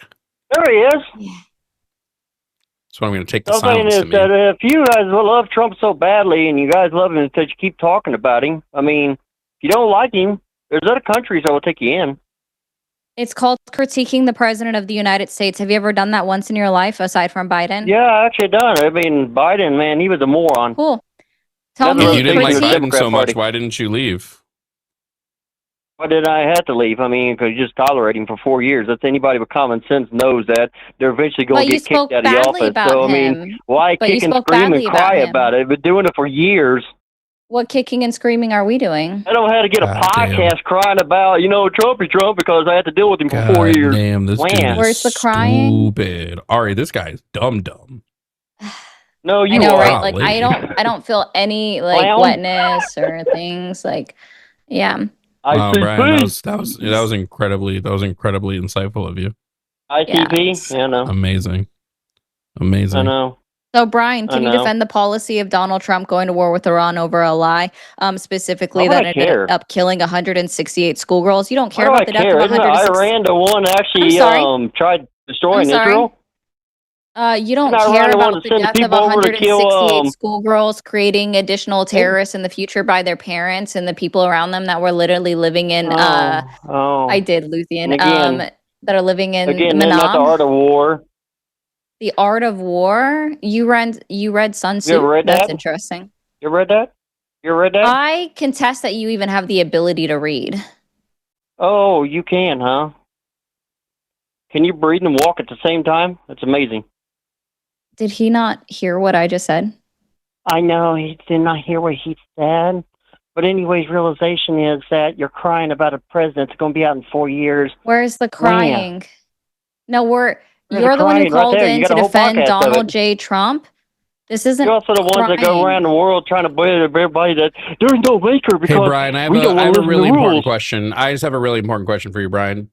Do your No, I got a mother and question for sister you guys happen to be about, the same person? Sorry. I'm going to mute you while I ask it again. Do your mother and sister happen to be the same person? I'm just wondering, because really feels like you're speaking with not enough teeth to have this conversation.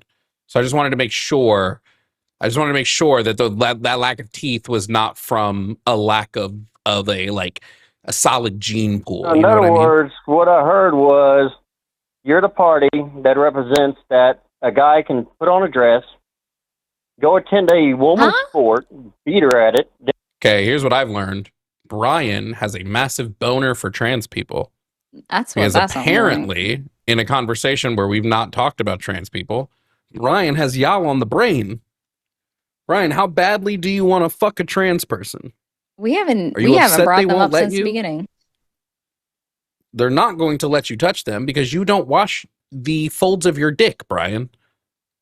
So most trans people are going to avoid you. There might be some who won't. But most trans people are going to avoid you. And most women are going to avoid him because of wash the dirt under his the folds nails. of your dick. So it's just weird, Brian. It just seems like you got a boner for this shit. You guys How come? teach mutilate children, don't you? Are you circumcised? I'm sorry, I can't hear. Hear. You need to put your dentures in.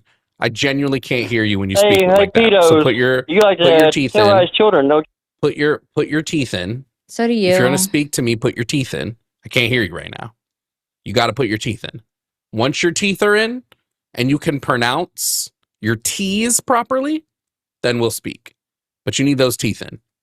So I'm going to give you a couple seconds. Put the teeth in, and then we'll continue this conversation. I'm going to give you like 5 seconds to get your teeth. 1, 2, 3, 4. Okay, there we go. Brian? I'm going to unmute you. Did you put your teeth in? There you are, numbnuts. Did you put your? No, you didn't put your teeth in. Damn. Numbnuts.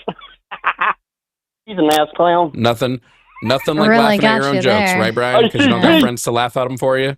Oh, So you got to no, laugh we at your just own make fun jokes of because you. you don't have friends to laugh at them for No, you. we make fun of I you understand because it. anybody who believes there's no Heavenly I get it. Father is a moron. Yeah. Brian, I really need to know. Oh, You're wow. slurring at this point. You're slurring your words. So I really need to know how much you had to drink. What's your blood alcohol content? Because I think it's too high to engage in a debate. So your blood alcohol content seems high. Is it Jack Daniels? Is it Pabst Blue Ribbon? You seem like a Pabst Blue Ribbon kind of guy. That's what, feels like where the incest comes in. How drunk are you, Brian? You keep muting someone like a little gutless coward. Aw, you're muted again. How drunk are you, Brian? I'll unmute you again. How drunk are you? Point. Muted. Unmuted. How drunk are you? Muted. Unmuted. How drunk are you? Don't care. Muted. Unmuted. How drunk are you now? Don't care. Muted. Unmuted. How drunk are you now? Don't give a fuck. Muted. See how easy this is, Brian? Super I don't care easy. about you. You don't mean shit to me. You're incapable of engaging in a conversation. Ari asked you very simple questions. And all you could do was, what about Biden? What about Trump? What about Biden? What about Bush? What about Obama? I don't give a fuck about anything. Like, I don't give a shit about any of that, Nothing. Brian. None of it. I do not give a fuck. Why don't you tell us one good thing Trump has done? Unmuted. Tell us a good thing Trump has done, Brian. He's done everything. Don't care. Muted. That was really embarrassing that you thought I was going to actually let you speak then. I don't respect you. Not at all. None. You've not earned the right to speak on this channel. You've not earned the right to talk to either me or Ari. You are so far beneath us, it's not even funny. You want to talk, what about? What about your high school diploma? Where's that at right now? Ooh. What about your 8th grade education? Where's that? What about your failing gene pool? Where's that at right now? So interesting. I'll ask it one more time, Brian. You'll be unmuted. Tell me one good thing Donald Trump has done. Oh, man. You think you can keep it off there? Don't care. See you later. That was great. Bye, Brian. Dumb fuck. I was gonna. Did I accidentally drop the next caller that called in, Luthien, or did they drop? I think they dropped. Okay. They just got scared and hung up, I think. Okay. That sounds accurate. I was about to play this little soundbite as a joke, and everyone should recognize his voice. Just dial it down, dipshit. Was that Ian? Yeah. Why did you have a random soundbite of Ian? Because they went on this like on the unapologetics page, they went on this little tirade against this person, and I enjoyed it so much that I was like, I want these specific clips, and it was great. So that's funny. Yeah. Also, Justin requested some of that to be for his. If somebody else wants to call in and not hit us with, well, what about? That'd be great. Because I don't play whataboutisms. It's so annoying. What about Biden? It's so annoying when they do that. It's always, what about this? What about that? Like, great. The thing is like, you can bring them up here any point in time. We're not here to defend them. Anyone that's listened to me long enough, and I would guarantee that's listened to Jovan long enough, knows that we're not here to defend Nancy Pelosi. I don't give a fuck about them. Also, for the person that's like unemployed, you work on Sundays, Ronald? Man, that really sucks. Like, get a better job, Ronald, where you don't have to work on Sundays. While we're literally doing our jobs. Right, and it's a Sunday. Like, that sucks, bro. You know we get paid for this, right? Thank you, Andy. Oh, but that's not a job, Jovan, because they don't know what jobs are, you know? Jobs only exist if you hate yourself, apparently. Yeah. You should only have to work a job that you don't like and not something that you enjoy. So. Yo, to all our trans people listening, I'm so sorry conservatives cannot get you guys out of their brains for 5 seconds. That shit must suck, truthfully. Yeah, Ronald, go find the definition for job and bring it back. The definition. Okay? Not an example, a definition. I know that'll be difficult for you. I just read it. He commented on your thing and said, why don't you call into your job? Okay, hold on. Let's do that. Oh, that's hilarious. Hold on. Hold on. And get some money. Quick. Yeah. Please state your name and the topic you are calling about. Then press the pound key. Hi, I'm calling because Ronald told me to call into my job, so I'm doing that. I pressed the wrong button. Oops.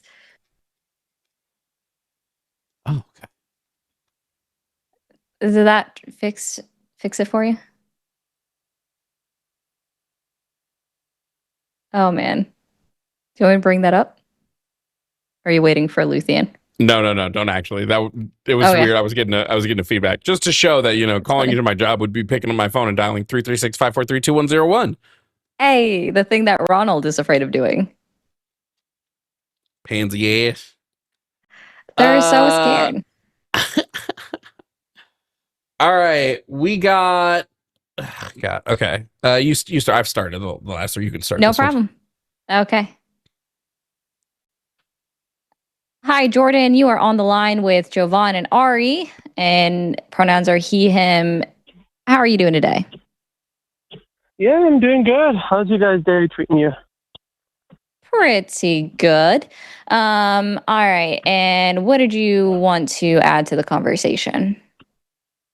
Well, I just wanted to let you guys know that as far as my company goes, my business, oh man, Trump and Sean Duffy, our Secretary of Transportation, they are working hard to fix the trucking industry. And I just wanted to see if you guys were aware of that. 'Cause I heard you guys say, name one thing that Trump has done that's good. Well, I'll just give you one example. Sean Duffy, he is working hard to fix the trucking industry. So that's just something you guys might not be aware of. Is this the same truck and transportation industry that's currently down 58,000 jobs? Yeah, it's not doing well. No, is this the same trucking industry where the operating cost per truck is at a record high right now? Up 3.4%? Yeah, the cost of diesel is about 66 cents a gallon for each of my units. It's horrible. But I'm averaging, I haven't looked at my spreadsheet in like a week. I think I was averaging like $3.40 a mile for my fleet. I just want to make sure. Is this the same trucking industry that's up 20 plus companies a month in bankruptcies? Well, I don't think that's. Well, I mean, yeah, sure. I mean, there's thousands, hundreds, tens of thousands of trucking carriers. So I don't see why that would be relevant. But, okay. Yeah, is this the same one where toll expenses are up 13.2%, repair and maintenance expenses are up 8.6%, driver benefits are down, tires, cost of tires is up, overall operating costs are up.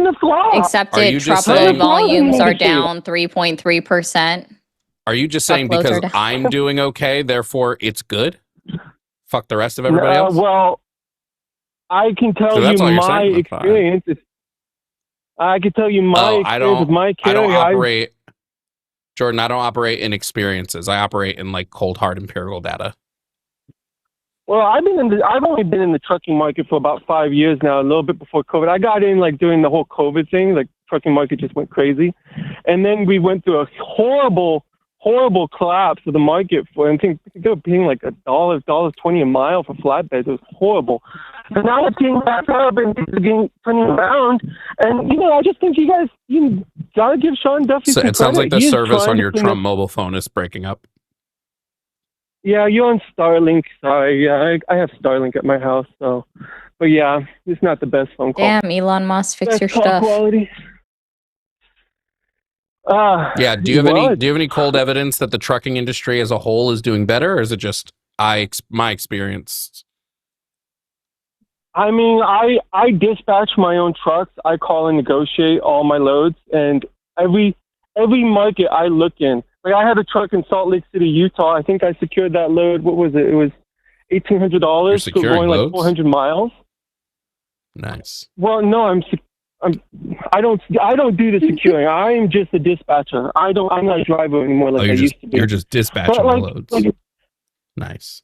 It's my company, it's my equipment, and it's my employees. But yeah. So they are your loads. Every market that I have a truck in, at least especially in like Missouri, Alabama, Texas. Oh my God. The trucking market is doing great in some areas. You just have to be smart and go to the right areas. It's not. Yeah, it's actually. Except overall, it's down. It's actually estimated that the new rules are going to force that are being implemented by Sean Duffy about 40,000 drivers per year off the road. So it's doing so well that the new rules are actually going to force drivers out of the market. 3.3% down of accepted loads. Is your hold on. I can accept your experience depending on the answer to this question, Jordan. Is your experience in the trucking industry representative of every single trucker experience? Do you represent every single trucker's experience? You don't. So then I cannot accept your personal experience. Well, like one thing they're trying to do, they launched this new system called Motive. Fleet onboarding. Yeah, it's a fleet onboarding system that they're launching, and it has so many flaws, and it was a rough start. But the intentions are there. They're trying to use AI, and they're trying to use this new system to get rid of chameleon carriers. And those chameleon carriers are getting shut down left and right. It's fantastic. Chameleon carriers are horrible. They're going after illegal ELD systems. I mean, they are trying their hardest to clean up this industry. And I just, Jordan, you don't want to give them any credit. That's Jordan, fine. I have to give you just a very brief insight into who I am as a person. I genuinely hate, I think statements, right? I like statements to be backed with some type of data. So when I look at the data and I show that from 2024 to now, the trucking industry has lost jobs, the operating cost is skyrocketing, specifically it's a record high per truck. The cost, even excluding fuel, is up, and that truckload volume is down. Everything else you say to me is an I think and I feel statement. Yeah. It's normal for there to be fluctuations, and carriers and jobs going out of the market is good. We had way too much supply in freight moving capacity. So now that supply is shrinking to meet demand, it's just a complete supply and demand law. Very simple economic principle: supply and demand. Accepted loads. The number of accepted loads is down year over year by 3.3%. So that's not a good thing. That means yes, less transportation is occurring as far as like items being transported. Fewer people are agreeing to take on transportation. Like fewer people are agreeing to take on freight.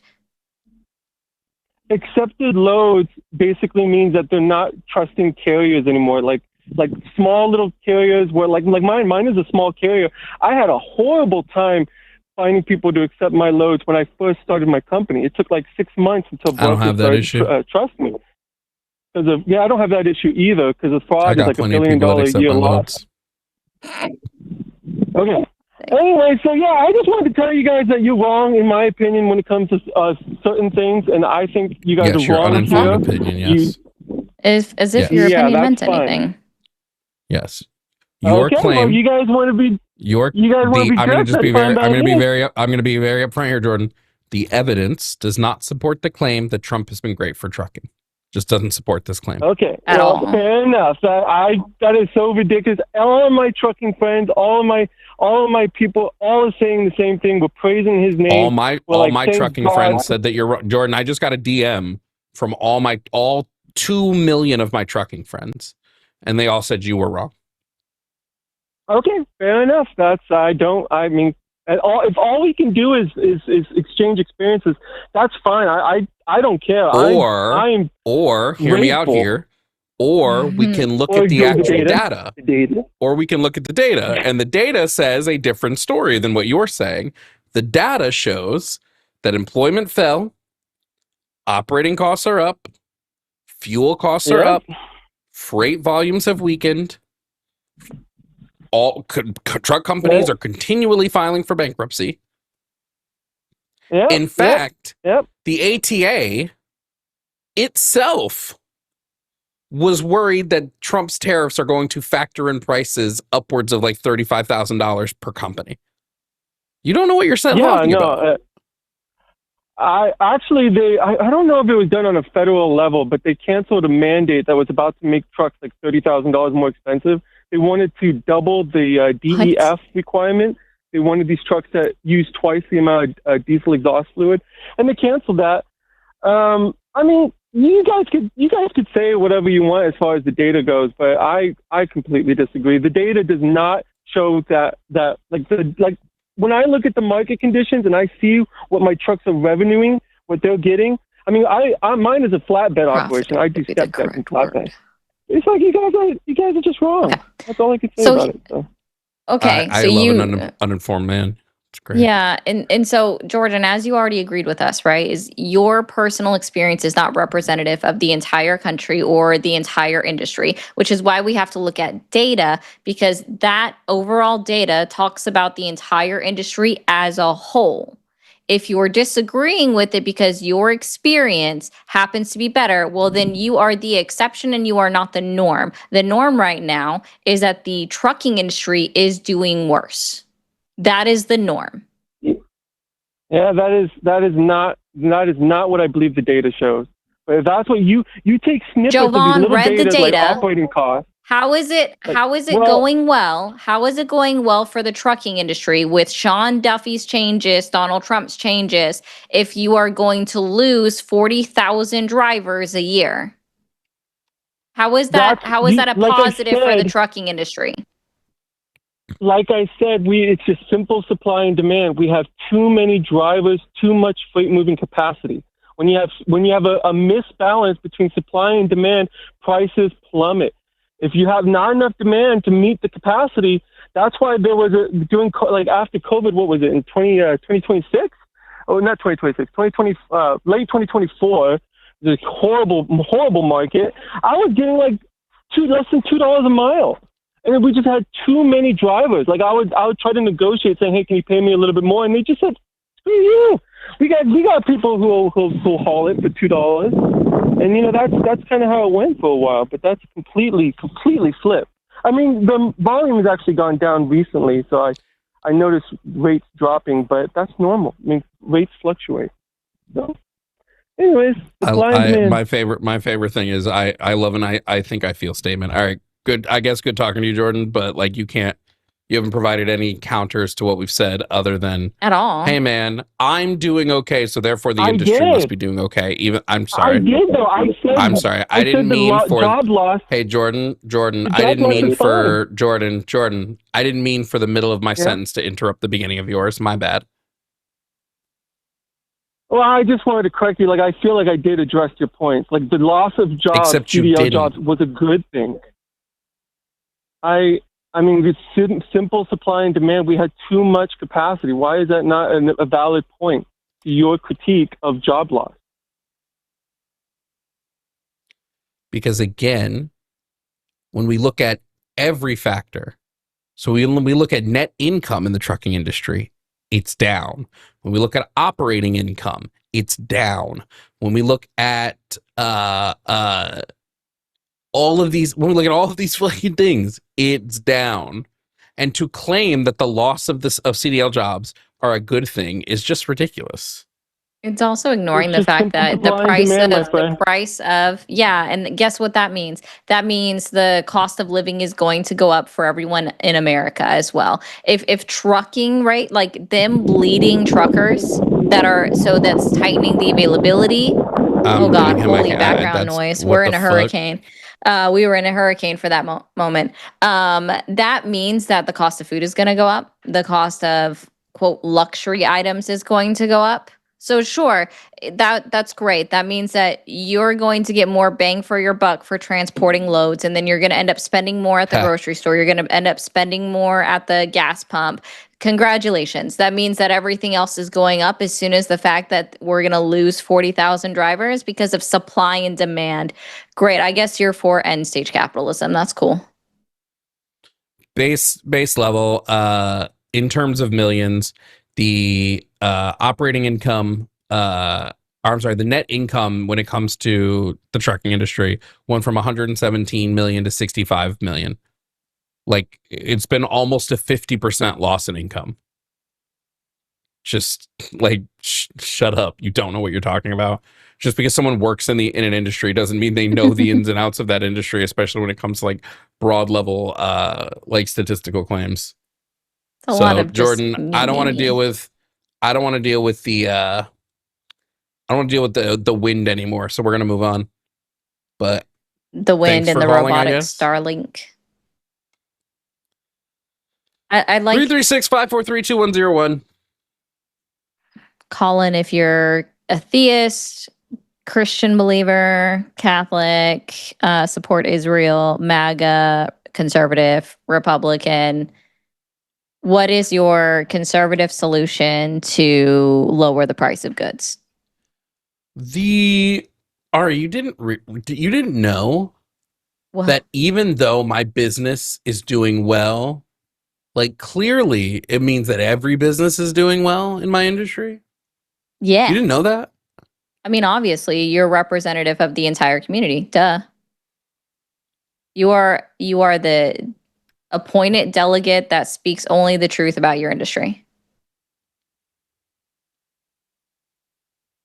It's just embarrassing.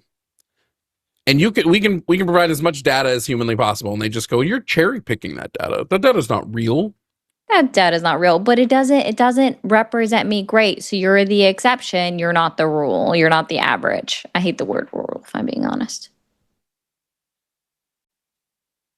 So weird. Anyway, call in if you have an actual claim that's backed by the evidence.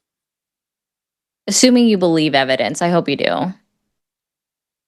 So good luck with this crowd. I gotta pee. You're on deck. Okay. I'm on here. Okay. Hi guys.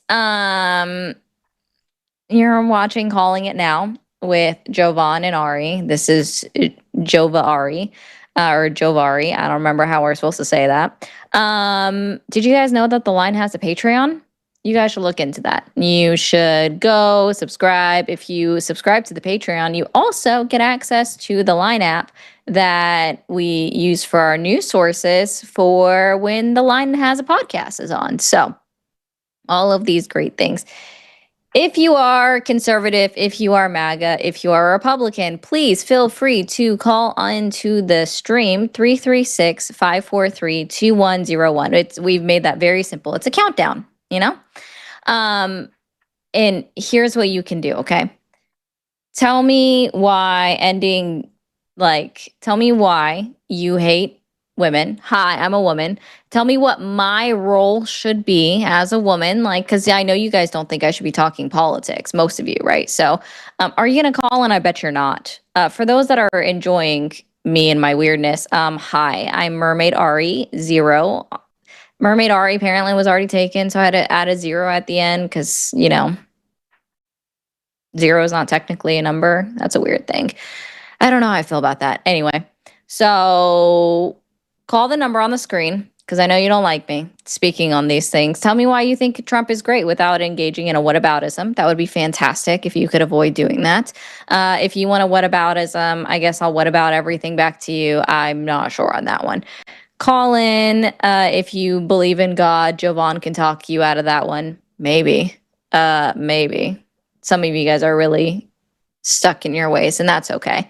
But mostly Jovan handles the theist debates because that's not my strongest suit, and I'm still learning and I'm retaining the knowledge, but I can get some of y'all on that.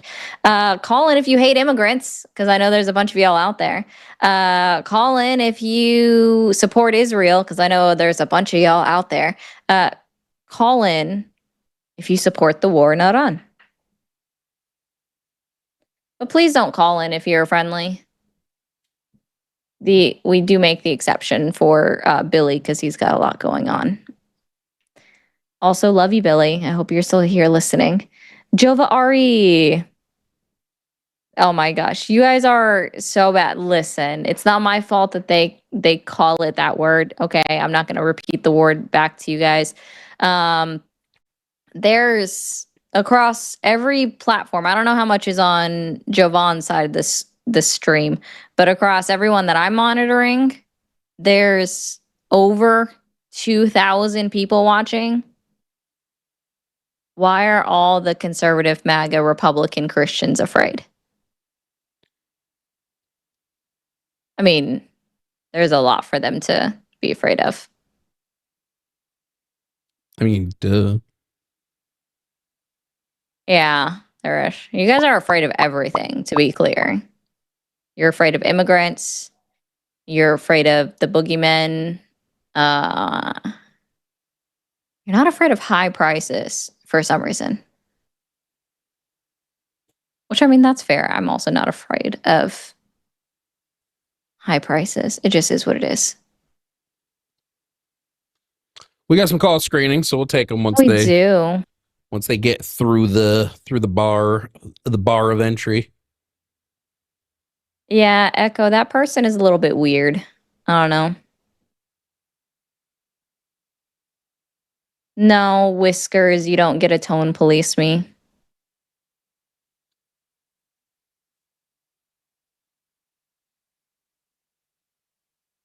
I get so tired of the tone policing on that. And I just then roll my R's more to make people mad. Tone policing on what? Aran. How do they, what? I'm so confused. The way I say it. What? Aran. But I don't get how they're tone policing you. Oh, someone asked if they can call in about the way that I say it, and I said no. Maybe tone policing isn't the correct phrasing. Might not be. Yeah. I'll concede to Jovan on this one. It's not the right phrasing, or not the right phrase.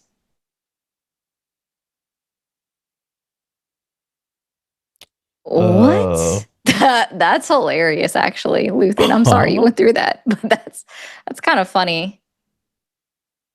Too late of it.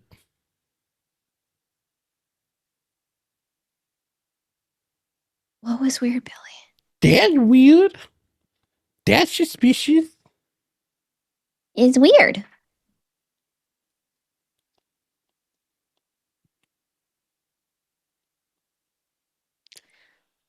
Oh, I'm getting exhausted. We got what, an hour left? Exactly, Robert. Yeah, we do. We could pull through. I could pull through. I mean, we're getting them now. What? Some of this, the auto screener, the way it captures things sometimes is very interesting. Oh yeah, no, it's kind of funny. Not even gonna lie. Yeah, it is always funny to see how it catches it. Just like auto screen, what? Oh, also, for those who don't know Jovan for some reason, because some of y'all might miss him when I'm on my streams too. Like you don't always see him. It's at Jovan_Bradley on all of his socials. True. He's pretty cool. Used to be, but then TikTok I know. banned my original TikTok, and somebody took my name to try to make like a fake troll account of me. Oh, that makes sense. So I had to make a different name. Somebody had said, why would we support Democrats if they aided in a genocide? You're not going to find any major political party in the U.S. that hasn't aided in a genocide at some point. I want less of my people to die, and less of my people die under democratic policies. And I can better, what's the word I'm looking for? I can better organize under democratic politicians than I can organize under Republican politicians. So Misha, if you actually look it up, the original way of pronouncing Aran, you do it with like a soft knock on the R. So that's why it's not an excessive rolling, but they do a soft roll. It's not just by itself. I've looked stuff up. Listen, y'all gaslighting me sometimes on this shit. What was I going to say? I gaslight Ari all the time. That's all right. I remember when your TikTok used to be 2 furries in a trench coat. Oh yeah, I used to do a thing where I would auction off my TikTok username and I would just let people pick it. Like every month I'd have a different username. Oh, that's what that was about? I just remembered it when it was that. And it was probably like one of my favorite iterations of a username was 2 furries in a trench coat. Or maybe 3 furries. I don't remember which one. It was one of them. It was great. It was a great time. Back when I used TikTok regularly. Yeah, now I go on it like twice a day and I'm like, this is the worst app. Yeah, Peachy just said when he let people change his name. Yeah, I literally can't scroll past 2 videos without getting a shop video, which is why I don't Like, I hate scrolling my FYP when people ask me, did you see my video? I'm like, no, I don't scroll because I'm so tired of shop videos. Yeah, it's all shop stuff. It's terrible. Stupid. The dog saw another dog or heard another dog. Stupid, dumb stuff. All right, let's bring up Philip. Philip goes by any pronouns, who's a conservative from Arizona, who wants to tell us how terrible the Democrats are and how gender-affirming care is child abuse. Philip, you're on the line with Jovan and Ari. How are you doing today? Good. How are you guys? We'll see how this call goes, and that'll determine. Philip, you're making some big claims here. Democrats are terrible, and gender affirming care is child abuse. Which one of those do you want to target first? We can talk about gender affirming care. That's going to be a big swing and miss from you. I hope you're ready. Have a great day. Oh, sure. Perfect. Cool. Do either of you guys have kids? Yep. Oh, you do? Yep. Awesome. Yep. So at what stage would you endorse care to, I guess, validate their position? That's a flawed question. Well, fill in the blanks for me. I don't know what you mean by what stage. So, okay, at what age, if your kid said, "Hey, I'm a biological boy, but I feel..." Are you talking like medical affirming gender care, or are you talking social care? You can talk both. Let's separate the two. Social care, do whatever you want. Medical care, I would just follow the current medical guidelines. No, this is personal. So if your 3-year-old said that, or your 8-year-old, yes, if my 3-year-old if my 3-year-old kept saying, if I had a 3-year-old girl who kept saying I'm a boy, then I would start calling her a boy. He'd be a boy now. And for medical, I would follow medical guidelines. Okay, 1 second. That's why I said this was a flawed question.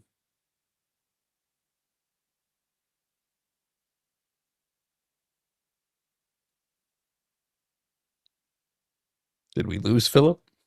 Nah, shows he's still there. Did his God take him out? No idea. Sorry, I'm always curious. Oh, there. Okay. Did you hear Jovan's question? At any age, you... No, I did not. Sorry. You didn't ask a question, right? No. You didn't ask a question. Great. So at any age, so if they said they were a pirate or a giraffe or a lion, that's a fun red herring. No, it's not. It's a red herring, and I don't chase down red herrings. They pretend. So you asked me a very pointed question about gender affirming care, and I answered that pointed question about gender affirming care, which is that social care I would provide at any age, and medical care I would provide during medical guidelines. If you have a point to make that this is a flawed way to raise a child, then illustrate that point. But it's a red herring to go. It is a flawed way. Hold on. Because it's a red herring to go, well, kids sometimes think they're pirates. To reality. Kids don't actually believe they're pirates. They're playing pretend. Kids don't actually go, oh, I'm a pirate, and I really think that I'm on the water right now being a pirate. That's not how kids' brains work. So this is why I said this is a red herring and doesn't actually address. To demented adults that are endorsing that type of behavior, or so now you're just throwing in some base level assumptions that the adults are demented. Reality of what? Do you have any evidence to show that children... Fluid or... Hold on. Do you have any evidence to provide to the claim that children are being influenced by demented adults? Yes, it's called reality and the exposure and the So reality is not... That's not a piece of evidence. I asked for a piece of evidence. Do you have evidence you can provide? Preferably some type of academic evidence that has potentially been peer reviewed? Yeah, over the last, I think, 15 years, it's gone from less than 1% of kids that are claiming to be gay or transgender to now about 20, 25%, depending on the state. What does that matter? I don't think... there's an obvious correlation between did the increase in children who were gay increase when we started accepting gay kids more? I'll answer it. The answer is yes. To some degree to quantify. The answer is yes. The answer is yes. It absolutely went up. So whenever we start to accept something more, the percentage of that okay, so now you said okay, so great. Now you've made a direct medical claim. So I'd like to analyze that direct medical claim. So you've made the medical claim that transgender people are mentally ill. This is a medical claim that you have made, correct? Ooh. Sure. Great. Beautiful. And your evidence for this is, I would assume now that you've made a medical claim, you have a medical piece of evidence that corroborates this. What is that? That the transitioning rate doesn't decline in the suicide rate. Doesn't lead to a decline in the suicide rate. So one, that would be incorrect. It does. Two, none of that was just medical evidence. So here I'll give you direct medical evidence. Hold on, I need you to stop. What are the percentages? I need you to stop. No, I need you to stop. No, if you're going to make a claim like that, I need you to stop. I will get to it. I will get to it. I need you to stop. You've already made. I need you to get to it. I don't know what you think this is and why you think you're in charge, but you're not. So if you continue to try to act in charge, you will get muted. I'm warning you right now. Yeah, if you continue to try to act in charge, you will get muted. This is great. So now we're going to mute you.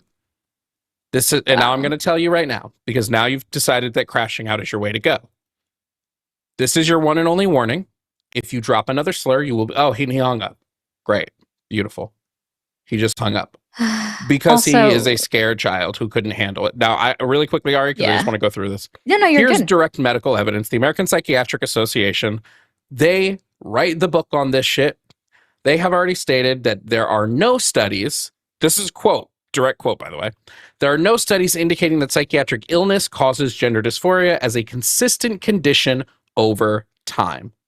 Now, if we want to get into the evidence of the drop in suicide rate, it's really easy. You can go to my website, jovanbradley.com, click on resources, click on source library. You can either click on gender and sex, which has been newly created. That source document's ready to go. Or you can click on gender affirming care. Both of these are in all these things. We can go to regret and satisfaction, which is a portion of the website that I love, which you can then find all the studies that back up what I say and what I'm about to say. And if you go to regret and satisfaction, let me pull up one of the benefits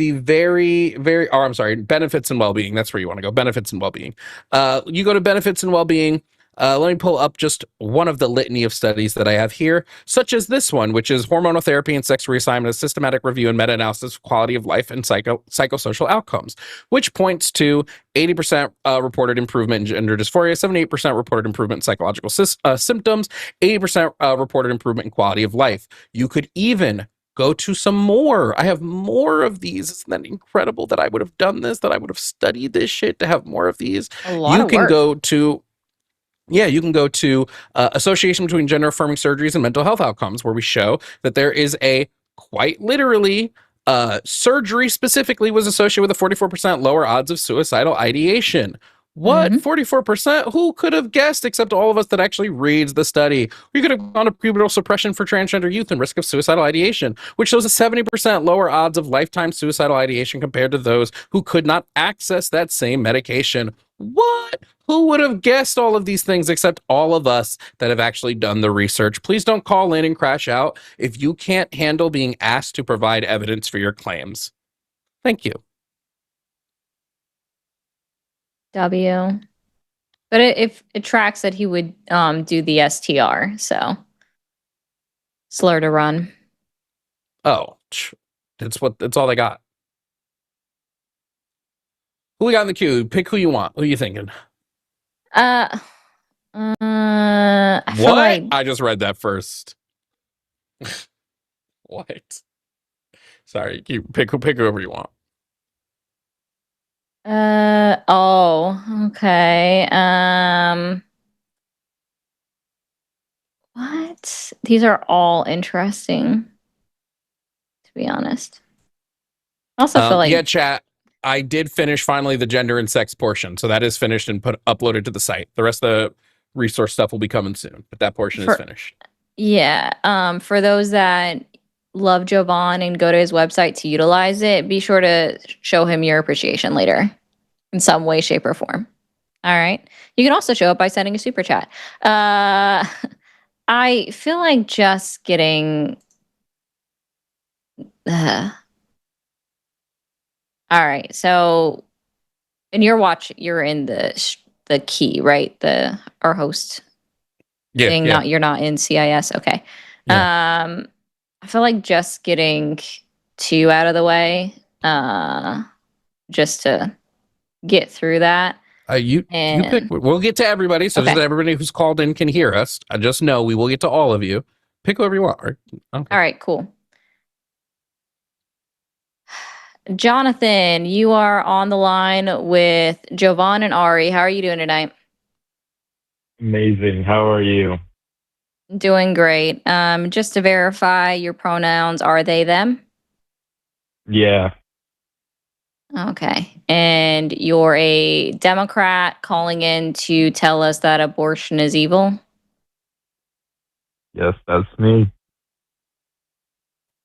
What's your argument? My argument Present your argumentation. It is wrong. I am. It is wrong to intentionally kill an innocent human being because, obviously, a human embryo is a living member of the species of the human race. This is a fact. This is a biological fact and not a religious claim, right? It has its own distinct DNA, and eventually it will grow up to be its own distinct human being. The third point is that you cannot tell me exactly when life begins and when, if you're not going to argue that it starts from conception, because it is a spectrum, but it's not a non-arbitrary thing. So, therefore, with all of these factors in mind. Sorry, just to address your first point, why is it wrong to kill an innocent human being? Why is it wrong to intentionally kill a human being? And yes, you used innocent, so I added that. It's immoral to end a human life. Okay, so hold on. I just want to read. Yeah, go ahead. You just repeated the premise. We know that you believe it's immoral to end a human life. That's what killing a human being would be. We asked why. Do you disagree? Yes, I disagree. But that's why we asked you why. You disagree it's wrong? Yep. That's why we're asking a clarifying question. So why is it wrong to kill an innocent human being? Because you are taking away you're ending a life, which is, and you're ending it of all of its possible potential experiences, relationships, and the things they could have done in their life. That's one argument. You did it again. You did it again. That's you just restated circular. it. What? You just what gave makes it wrong? What makes it wrong? What makes it wrong? Because you're ending the potential for them to do certain things and have certain relationships. Why is ending potential wrong? Why is ending potential wrong? It deprives somebody of their future. Okay, so you're just using I hate a flow defense, TBH, bro. Flow doesn't tell us. Flow doesn't tell us anything. You're doing a future like ours defense. If you don't, flow is future like ours. It's a really bad pro-life argument that got really popular like a year and a half ago. Yay, Reddit threads. It's a very annoying argument. Do you believe in anything? You're not telling me why ending potential is wrong. You just keep like sort of restating it. So you don't think? Can I understand your position? You think murder is not wrong? No, we're doing an internal. You can after we finish the internal critique of yours. Can you argue why you think murder is not immoral? No, because currently we're doing an internal critique of your logic, not ours. But as soon as we're done internally critiquing yours, you can ask us all the questions you want. Can you debunk my point of why murder is wrong? Well, you haven't told me why it's wrong. You just keep restating it. Yeah. I didn't. Oh, no, you're good. Yeah, you did. Yeah. So why is it wrong to kill an innocent human being, just aside from the fact that you believe that it is wrong? because you're ending somebody of their experiences. Okay, so you're just bringing back. Hold on. Whoa. Sorry, not to cut No, in. you're good, Jovan. Not You're to always cut good. in. So it's because you're ending someone's experiences. And other things, which I mentioned before, but you didn't like it. Mm-hmm. Their potential, which you didn't tell me why I should value potential. You just said that I should. Ending someone's experiences, great. Do fetuses prior to 24 weeks have the ability to experience? They will have the ability to experience. So they currently so let's just understand something right Would here. you kill Let's just hold on. I just want to understand something here. It's wrong to kill because you will be ending the experience, but if I kill something that doesn't have experience, that's still wrong because it will eventually have experience. Right, that was my point. Okay, should I be able to give Ari a speeding ticket because she potentially could drive 90 miles an hour? No, because we're looking at two different types of things. We're looking at potential. We're looking at me. No. The what I'm trying to point out to you here is that we are talking about the principle of treating something's potential as if that potential has been actualized. So Ari has the potential to speed. She hasn't actualized that potential. So why can't I treat her as if she is currently speeding?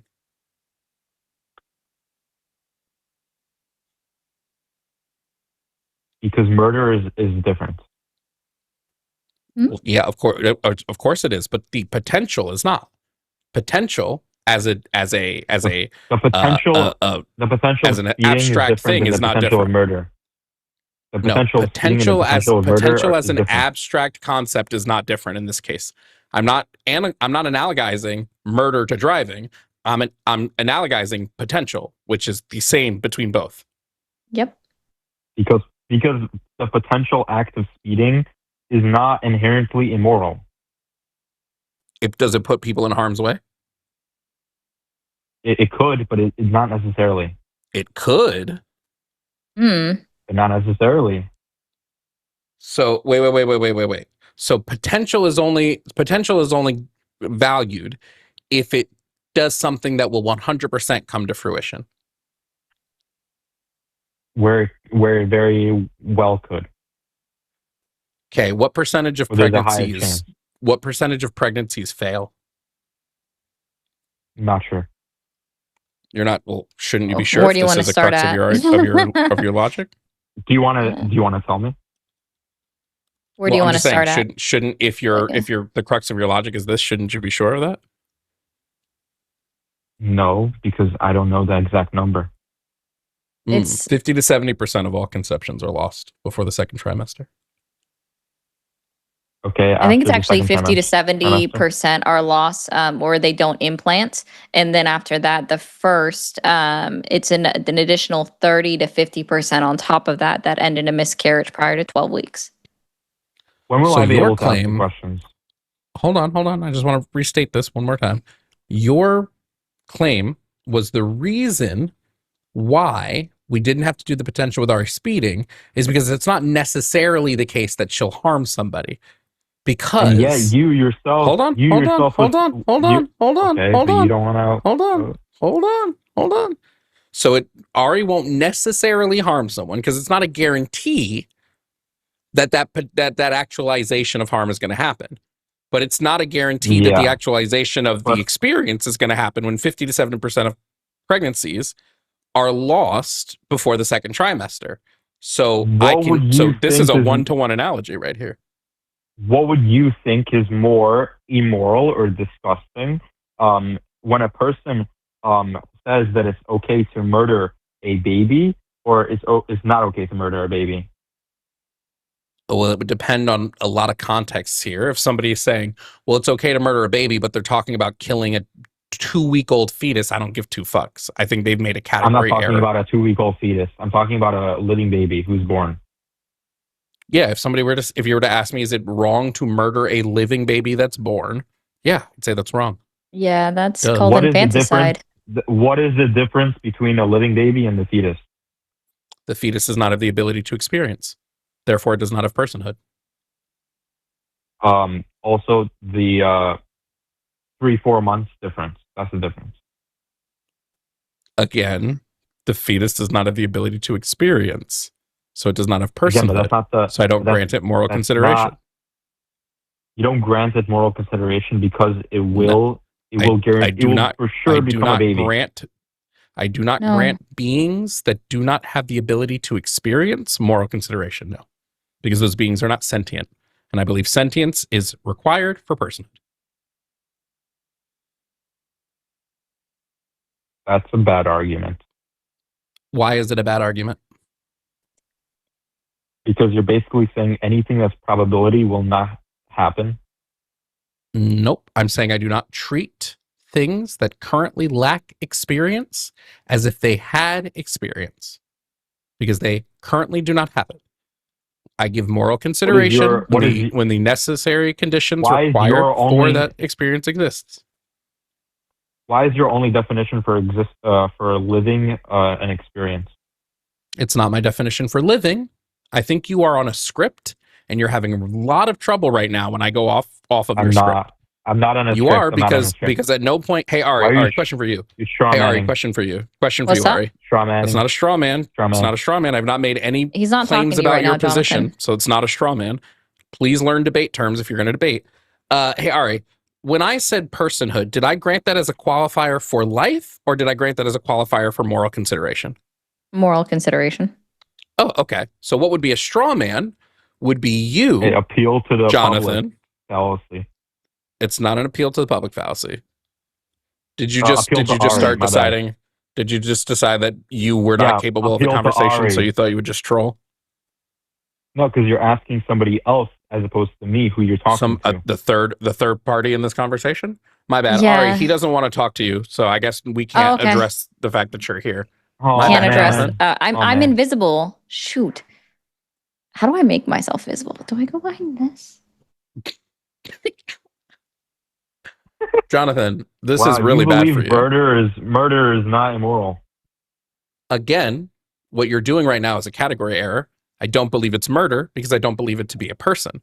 Therefore, it cannot be murder. You're presupposing murder. I disagree with you on it being murder. You believe experience defines a person. I believe the ability to have a sentient experience is what grants something personhood, yes. And I don't agree. Yeah, no shit, Sherlock. You think that what grants something personhood is just something being alive. Except you made the qualifier that the reason ending a life. Well, I absolutely should be rude. You completely warranted that. You've already said that the reason, and I know you said it because I wrote it down. You're advocating for killing children, but yeah, whatever. Yeah, is interrupting how it works in your home field? Is that how that works? Is advocating for the murder of children how it works? You thought you ate there. You just thought you ate with that one, but you couldn't even get the sentence out with flubbing. So again, you said it and I wrote it down. You said, because you're ending a life, ending it of all its possible potential experiences. That is what makes it wrong, is ending someone's experiences. Except I'm not ending one of my arguments. I had multiple. No shit, Sherlock. Obviously, it's one of your arguments. Did you think that in a 2-sentence statement that I got all of your arguments in? God damn. Why do you use that as the only, you gotta get better at this, argument of mine? It's not. It's where your argument is the weakest and our worldviews differ. So because it's where our worldviews differ, I'm going to talk about the difference, hence the argument. You're so bad at this. Why are you so furious? Are you? Why are you so furious? You are terrible at this, just Jonathan. Sounds like Jonathan hasn't done sufficient research to just stay on his premise one, and he might have a little bit more knowledge on. I'm not talking to you. Yeah, you really don't know words. Did you go to the Andrew Wilson School of Debate? I'm just wondering. Oh, Andrew Wilson is a much better debater than you. Yeah, I can tell that you would believe that. I can tell you would believe that based on the way you're currently debating. I would believe that based on the fact I can tell you believe it based on the way you're currently debating. And you're not any smarter than Candace Owens. I can tell you believe it based on the way you're currently debating. Yeah. Yeah, I can tell. Based on the way you're debating, it's pretty obvious. One final point. No thanks. I'm good. Why would I let you make one final point that has nothing to do with the conversation? What stupid shit do you think that is? Yeah. Anyway, chat, just to make it easy for you, and my apologies, Ari, he was just messing up his entire argument. Oh no, you're fine, man. his P1 is like, if we were to boil down what he said into a syllogism, it's essentially killing anything human is wrong. Fetuses are human. Therefore, killing fetus is wrong. I disagree with this. And we could have pointed out more of that, but he unfortunately is incapable of having a conversation without his feelings getting hurt, I guess. Yeah, or even that was funny where he's like, appeal to Ari. Appealing to asking me questions now is a logical fallacy. So I will make sure to definitely bring that up with any of the MAGAs that call me, is that asking me questions is now a logical fallacy. Yeah, well, I mean, I'm definitely going to be using appeal to Ari, you know. Use it in another debate when I'm not there, or another conversation, and just see how people react. Yeah, like, guys, who's ready for an appeal to Ari? That's what we're gonna do right now. All right, you pick the next one. You could take it fully. I talked too much in that last one. Okay. What? Someone's calling from Asia? What? Someone said in my introduction to debating book, it says you can't ask Ari questions. You can't ask Ari questions. Rule 1 on the stream: no talking to Ari. No, we don't talk about Ari. That's the first rule of Fight Club. I'm just gonna be a ghost again. It's okay. Hide behind the shirt. I mean, the shirt wasn't there. I just became invisible. Was that a shirt? Okay. Yeah. That was a big ass shirt. Oh, it's not mine. Oh. It's Chris's. Ari's also a very small person, just so everybody knows. Yeah. I am short. Like Jovan, you're like six even, right? Or 6'1"? Yeah. This is Jovan. This is Ari. Actually, probably the one like this. It's probably like, yeah, it's probably way further down. We don't talk about Ari. No. Oh no. We don't talk about Bruno. About Ari. I'm 4-3 people. Okay. So confused about this one, but all right. Jack, you are on the line with Jovan and Ari. How are you doing tonight? I'm doing well. How are you? Doing well. And you consider yourself center in politics? I would say more liberal, but yeah. Okay.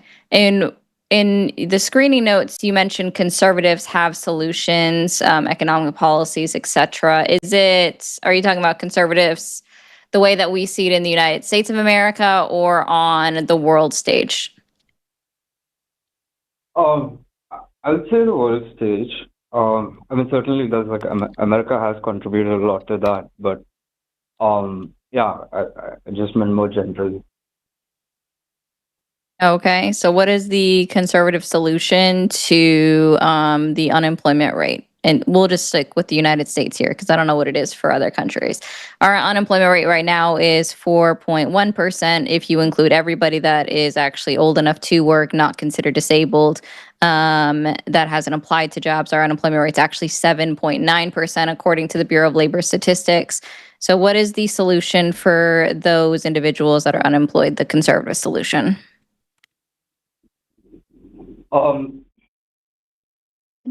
I mean, just to, if you don't mind me asking, I'm not really trying to argue for MAGA here. If that's fine. What? So essentially, if I had to kind of explain where I stand, I see conservatism as something that's not exactly just MAGA. It's something more broader than MAGA. So I can speak about policies that I think conservatives have that might be useful in certain contexts, but I'm not really trying to make an argument for MAGA. I know. That's why I was asking what the conservative solution is. To unemployment, I mean, if you ask free market economists like Hayek and Friedman, they would advocate for cutting down tariffs, deregulation to some extent, in some aspects. How does deregulation equal employment? how does that cause an employment rate to rise? Not necessarily, of course. I mean, there's various causes of employment. Unemployment really depends on what it exactly is. I mean, one example that I think when I was just listening into your stream, earlier there was a guy who was arguing for what Trump was doing with truckers. He's added excessive regulation to that. Cutting that down would certainly, increase the number of truckers that are there in the U.S. There are other things that are, documentary procedures, taxes that, fall upon the poor more often. One example could be, VAT, just as an example. The consumption tax could be something that could be declined. The reason I actually called in was, so, the title that I saw was, conservatives have no solutions. Now, I don't want to argue. I think it would, of course, be difficult to argue that they have the perfect solution for each problem. But I can certainly, posit some solutions that they have to some problems that I think are, useful in some contexts. But yeah. Okay, so I will point out that I didn't hear what the conservative solution would be to the unemployment rate. Even if we're talking about like on the world stage conservative solution, that's fine. But so the current unemployment rate, again, if you include everyone that's not disabled, not retired, it's 7.9%. So those that are able to physically work within the United States of America, 7.9% of our population.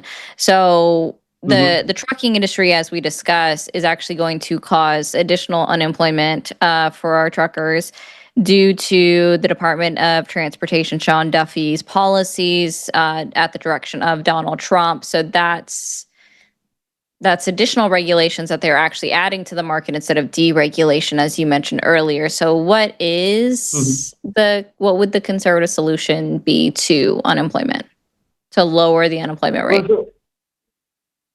Sorry, I didn't mean to interrupt.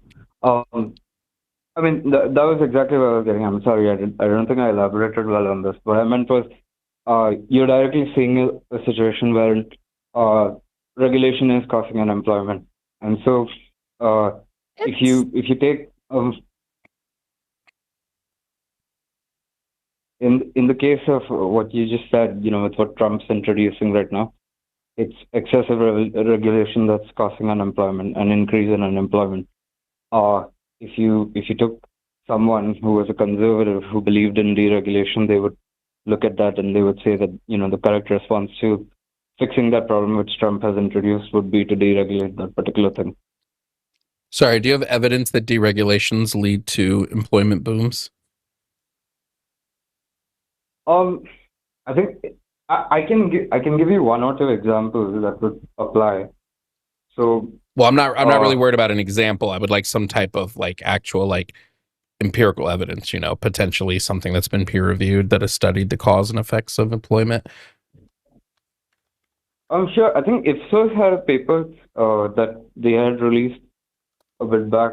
I mean, I'll have to look it up. I think I don't have it off the top of my head, but they were, if I remember right, they were talking about how deregulation when it comes to housing can help, increase the amount of housing that's being built that, will alleviate, that will help with affordability.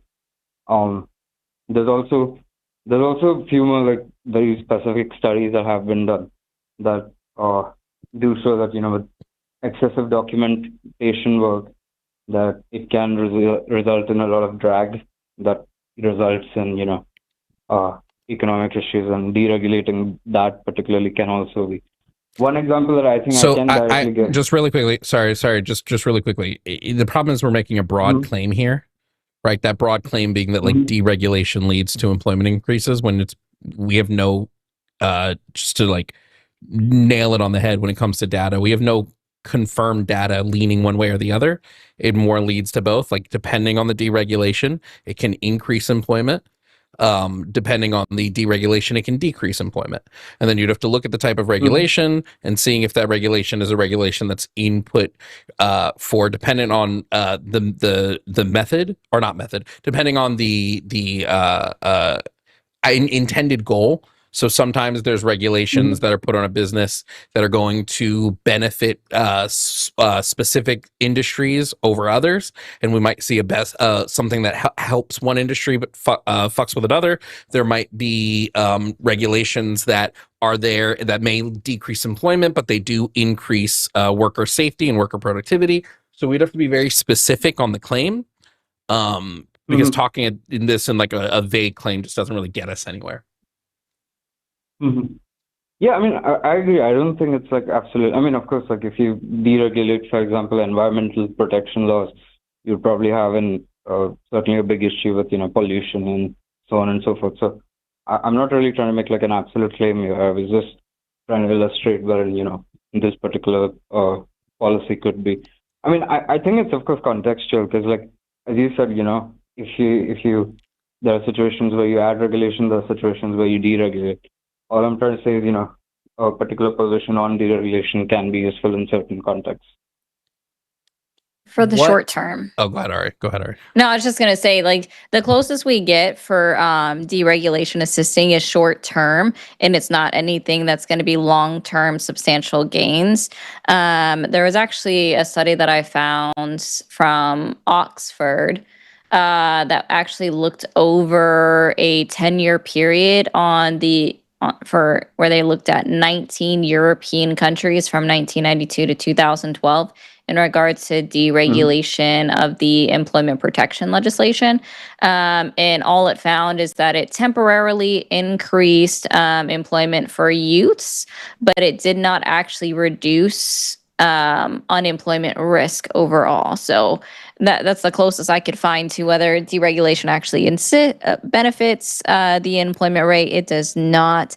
And you had mentioned tax rates earlier, and what we found within at least the United States of America, when the TCJA, the Tax Cut and Jobs Act of 2017, was passed and started in 2018, we actually did not see an increase or a direct benefit of that in the employment market. What we actually saw were companies engaging in buybacks and in giving their CEOs bonuses and pay increases. It was not delegated down to the working middle class, nor did it increase our employment or help our unemployment rate.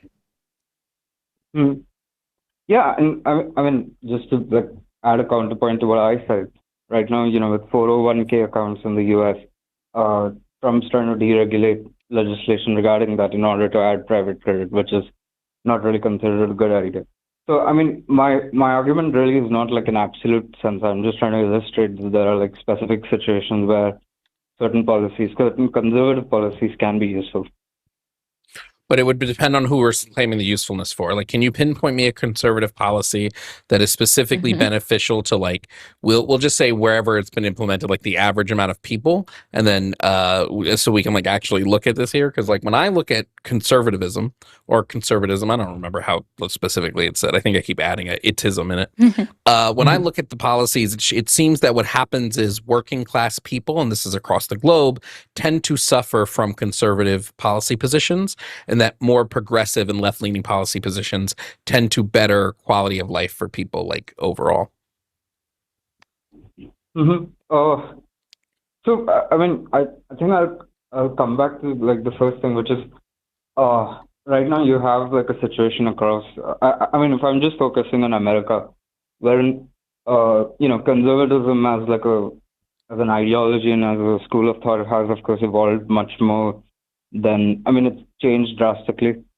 So if I was like defining what I think would be useful in conservatism, I would go back to something which would be like a more classical liberal position, wherein a position that might be taken by someone like Thomas Sowell or Milton Friedman or Friedrich Hayek or one of those. But again, can you give me like specific policy positions?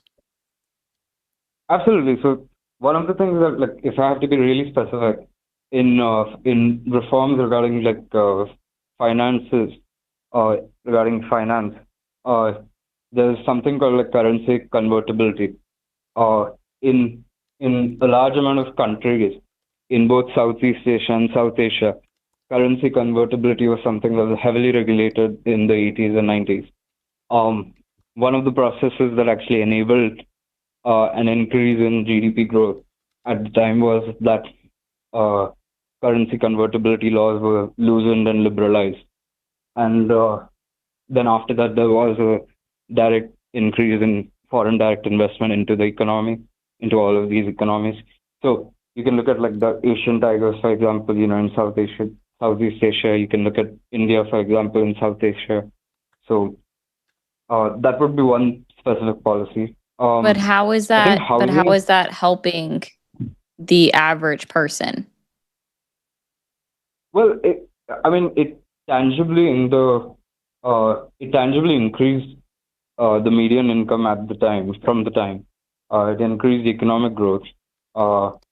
It certainly increased economic activity. You could economic growth and economic activity only assist the governments of those countries. It doesn't necessarily translate into assistance or growth for the average person in those countries. Because it just contributes to their GDP. So that doesn't help the average person. Well, no, it just seems like we're saying the more conservative is just more. What the thing we're decrying to be conservative here in this standpoint is just what's more. What's the word I'm looking for?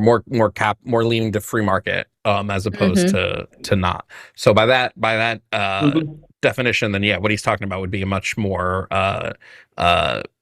left leaning. I wouldn't say progressive, but it'd be a more left leaning thing. But the problem that I have is that it's more left leaning in terms of like interventionalism, if you know what I mean, because these are countries that are trying to prevent money from moving outside of the countries into other countries. And that I don't think is more left leaning. I think that becomes more conservative leaning when we look at it through that lens.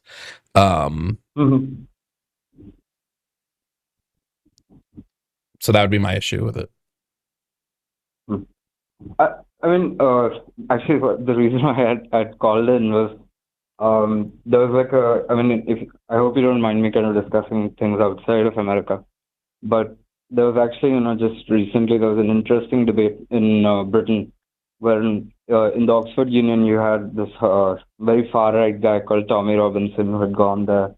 He was debating, quite racistly, and the man who was actually debating against him was a guy who was a conservative Christian. And he kind of went into this like long argument about how the Constitution's necessary, so on and so forth. My point really, like as I was coming back to, was I think there certainly has been, like in America and of course in the world broadly, conservatism. A lot of it has walked into this like horrible xenophobic, exclusionary, and just generally bigoted kind of ideology that certainly is, I think, it would make sense to argue it has become the standpoint of, a majority of people in many countries. What I'm, more arguing for is like a more moderate version, I would say. Well, yeah, Jack, if your claim is just it's going to be a sort of a slightly different claim. Like if your claim is conservative, like we need to separate conservative social values from conservative economic values. The conservative economic values are better overall. My disagreement is just going to fall in line with, I believe that like capitalism inherently is an unethical system, and like I don't believe you can have a system that I view more unethical to be like better in the long run for people, especially working class people. That would be a slightly different thing. I was mostly, just trying to posit a few particular like policies that I think hold some merit. Even if they're not like wholly, going to be impactful in the end. But that's as far as I go in that. And again, as I said earlier, I'm not really conservative, but I just think there are a few policies that can be useful. Yeah, so the thing becomes like what we're looking at. Like when we say like these policies are beneficial or these policies are useful, I go to looking at like in what way. So like if your criteria for that is these policies are useful because they further benefit like capitalism, and I see money moving in a way that like is productive to capitalism. Yeah, capitalist policies are typically better for capitalism, but I don't believe the policies to necessarily be better in the long run for working class people is what I would say. Like we're going to see there. I don't believe a policy can be better for people when the wealth extraction is as high as it is. Mm-hmm. I mean, if I can ask you a question right now, in America, you're seeing these huge like subsidies given to these AI companies in order to build, quite tangibly in order to build things that are harming the life of the average American. If you look at it from a more, a libertarian perspective, just as an example, they would, argue that market, the sort of interference between government and market, wherein the government's essentially subsidizing companies. It would be like an argument which would be for anti-monopoly laws, just as an example, I run into an issue there. I believe that so for instance, capitalism is going to always lead to some level of crony capitalism, right? Yeah. Money just inherently equals power, and the people who have the bulk of that power are going to be able to monopolize that power better. So when we look at like the government handing out large scale sums to AI companies, those companies are vying for that. They're pushing to receive that money, and then they're lobbying. The government takes its money, and instead of spending it on the people, they spend it on them, so they're able to keep and maintain capital more because they don't have to spend their own capital to run these industries. They can instead spend the workers' money to do it. Mm-hmm. Yeah, and what I'm really trying, of course, you could reach a conclusion about anti-monopoly laws, and of course, with a lot of workers' rights, it has been because of a more socialist perspective. But you could reach the same conclusion about certain kinds of restrictions and like government, certain restrictions on the collusion between both the economy and between market and government, through a more conservative perspective as well. Now, of course, you do have a perspective that would eventually lead to collusion, which, of course, I do understand that.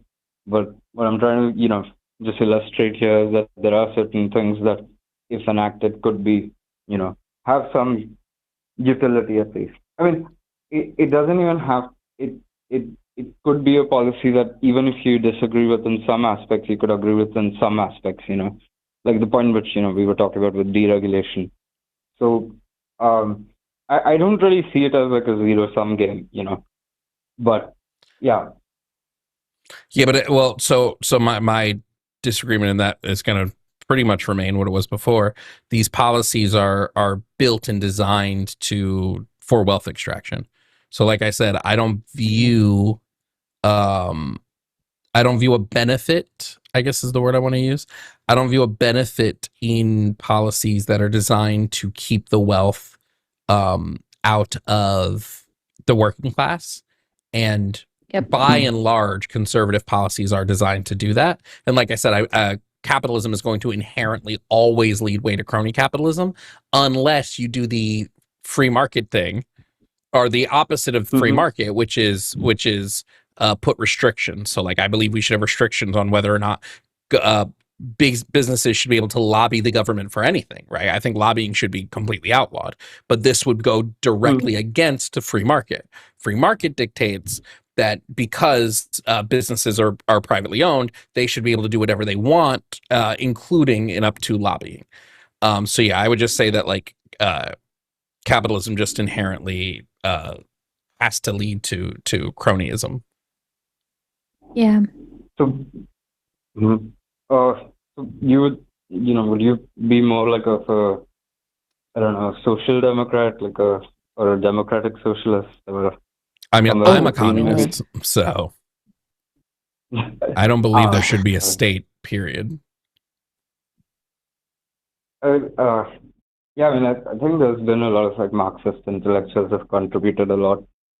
So, but the interesting thing was with even with Marx, he saw in the 1800s he saw capitalism as a eventual bridge towards socialism. So maybe Well, there's yeah, some utility even in Marx will admit to you that capitalism was necessary. It got us out of feudalism. It did good. It did something that it was supposed to do. But the problem is then it kept going and it kept building instead of what he believes it should have done. But I don't know that I would call myself like a classical Marxist. But yeah. Mm-hmm. Yeah, I would just argue that the inherent issue with capitalism as it's become now and it was at the start is that in order to actually really thrive in a capitalist society, you need to have access to cash or capital to start with. And there have been so many things that have barred individuals of any community from accessing that significant level of capital. Sorry, Summer, here's a dog. No worries. Yeah, I mean, I think there's certainly flaws. So, like, coming back to the example that I had given earlier with the liberalization that took place in the 90s, you also had the situation where, like, a few people benefited a lot more than the majority of people. And, I don't really, with policy making, there's pros, there's cons. And, of course, when the cons outweigh the pros, you change the policy. So, in that sense, of course, if there are new policies that are required, I don't really think it would make any sense for me to argue against that. The thing that I was really debating about was like that there are no policies that conservatives have that are useful to use. Maybe even if not in the long term, like in the short term, or aspects that you can take from, just as an example, from Edmund Burke itself. There were arguments that he made in order to protect certain institutions. But of course, he made some arguments that were at the time, what you would perceive as authoritarian. There's good bits, there's bad bits. I think there's some things that can be taken, but that's where I stand on. All right, well, Jack, we're running out of time, so we are going to let you go here. Thanks, Jack. Thanks a lot. Thanks a lot. Irene, I know you're in the queue. Call back when Jimmy's here because you're calling about AI and like. I mean, I can take you quick. We can take you quick, Irene, but like Jimmy's the AI guy. But if you're asking like what's going to happen first, it's going to be mass unemployment's going to happen before the climate refugees. Mass unemployment's on the horizon, like very soon. Yeah.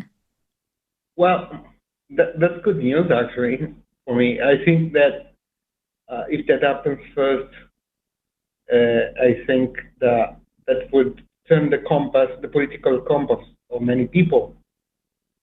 I'd be concerned if it was the other way around.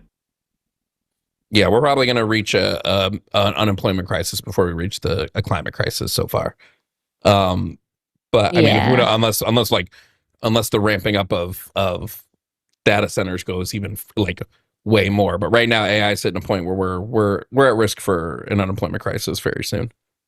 So yeah, we're already seeing that occurring. That jobs are being lost due to AI or AI. The push for AI innovation, where they're cutting employees in order to fund the purchase of AI technology or the investment in AI technology. That's leading to unemployment already in our industries. Yeah, but as I said, I think I don't like playing the part of accelerationism, but I believe that if people really struggle to pay rent and have food insecurity, maybe they would realize that they are being screwed by the ruling class and the bosses and the billionaires. So I think that would hopefully turn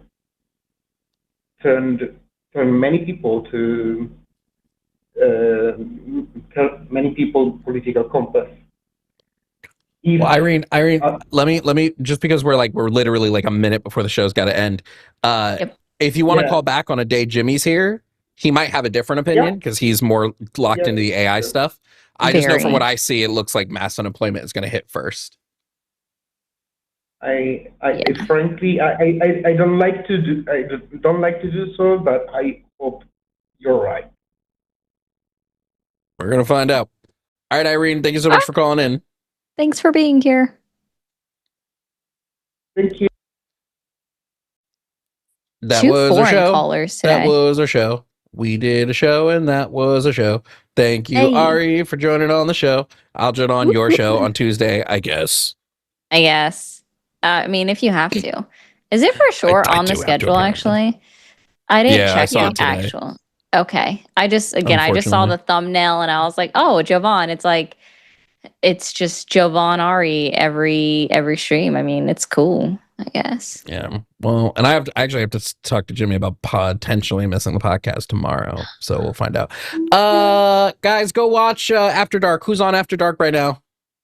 Ooh, great question. No, Matt and Paul. Matt and Paul. Go enjoy Matt and Paul. All right, guys, have fun. Bye.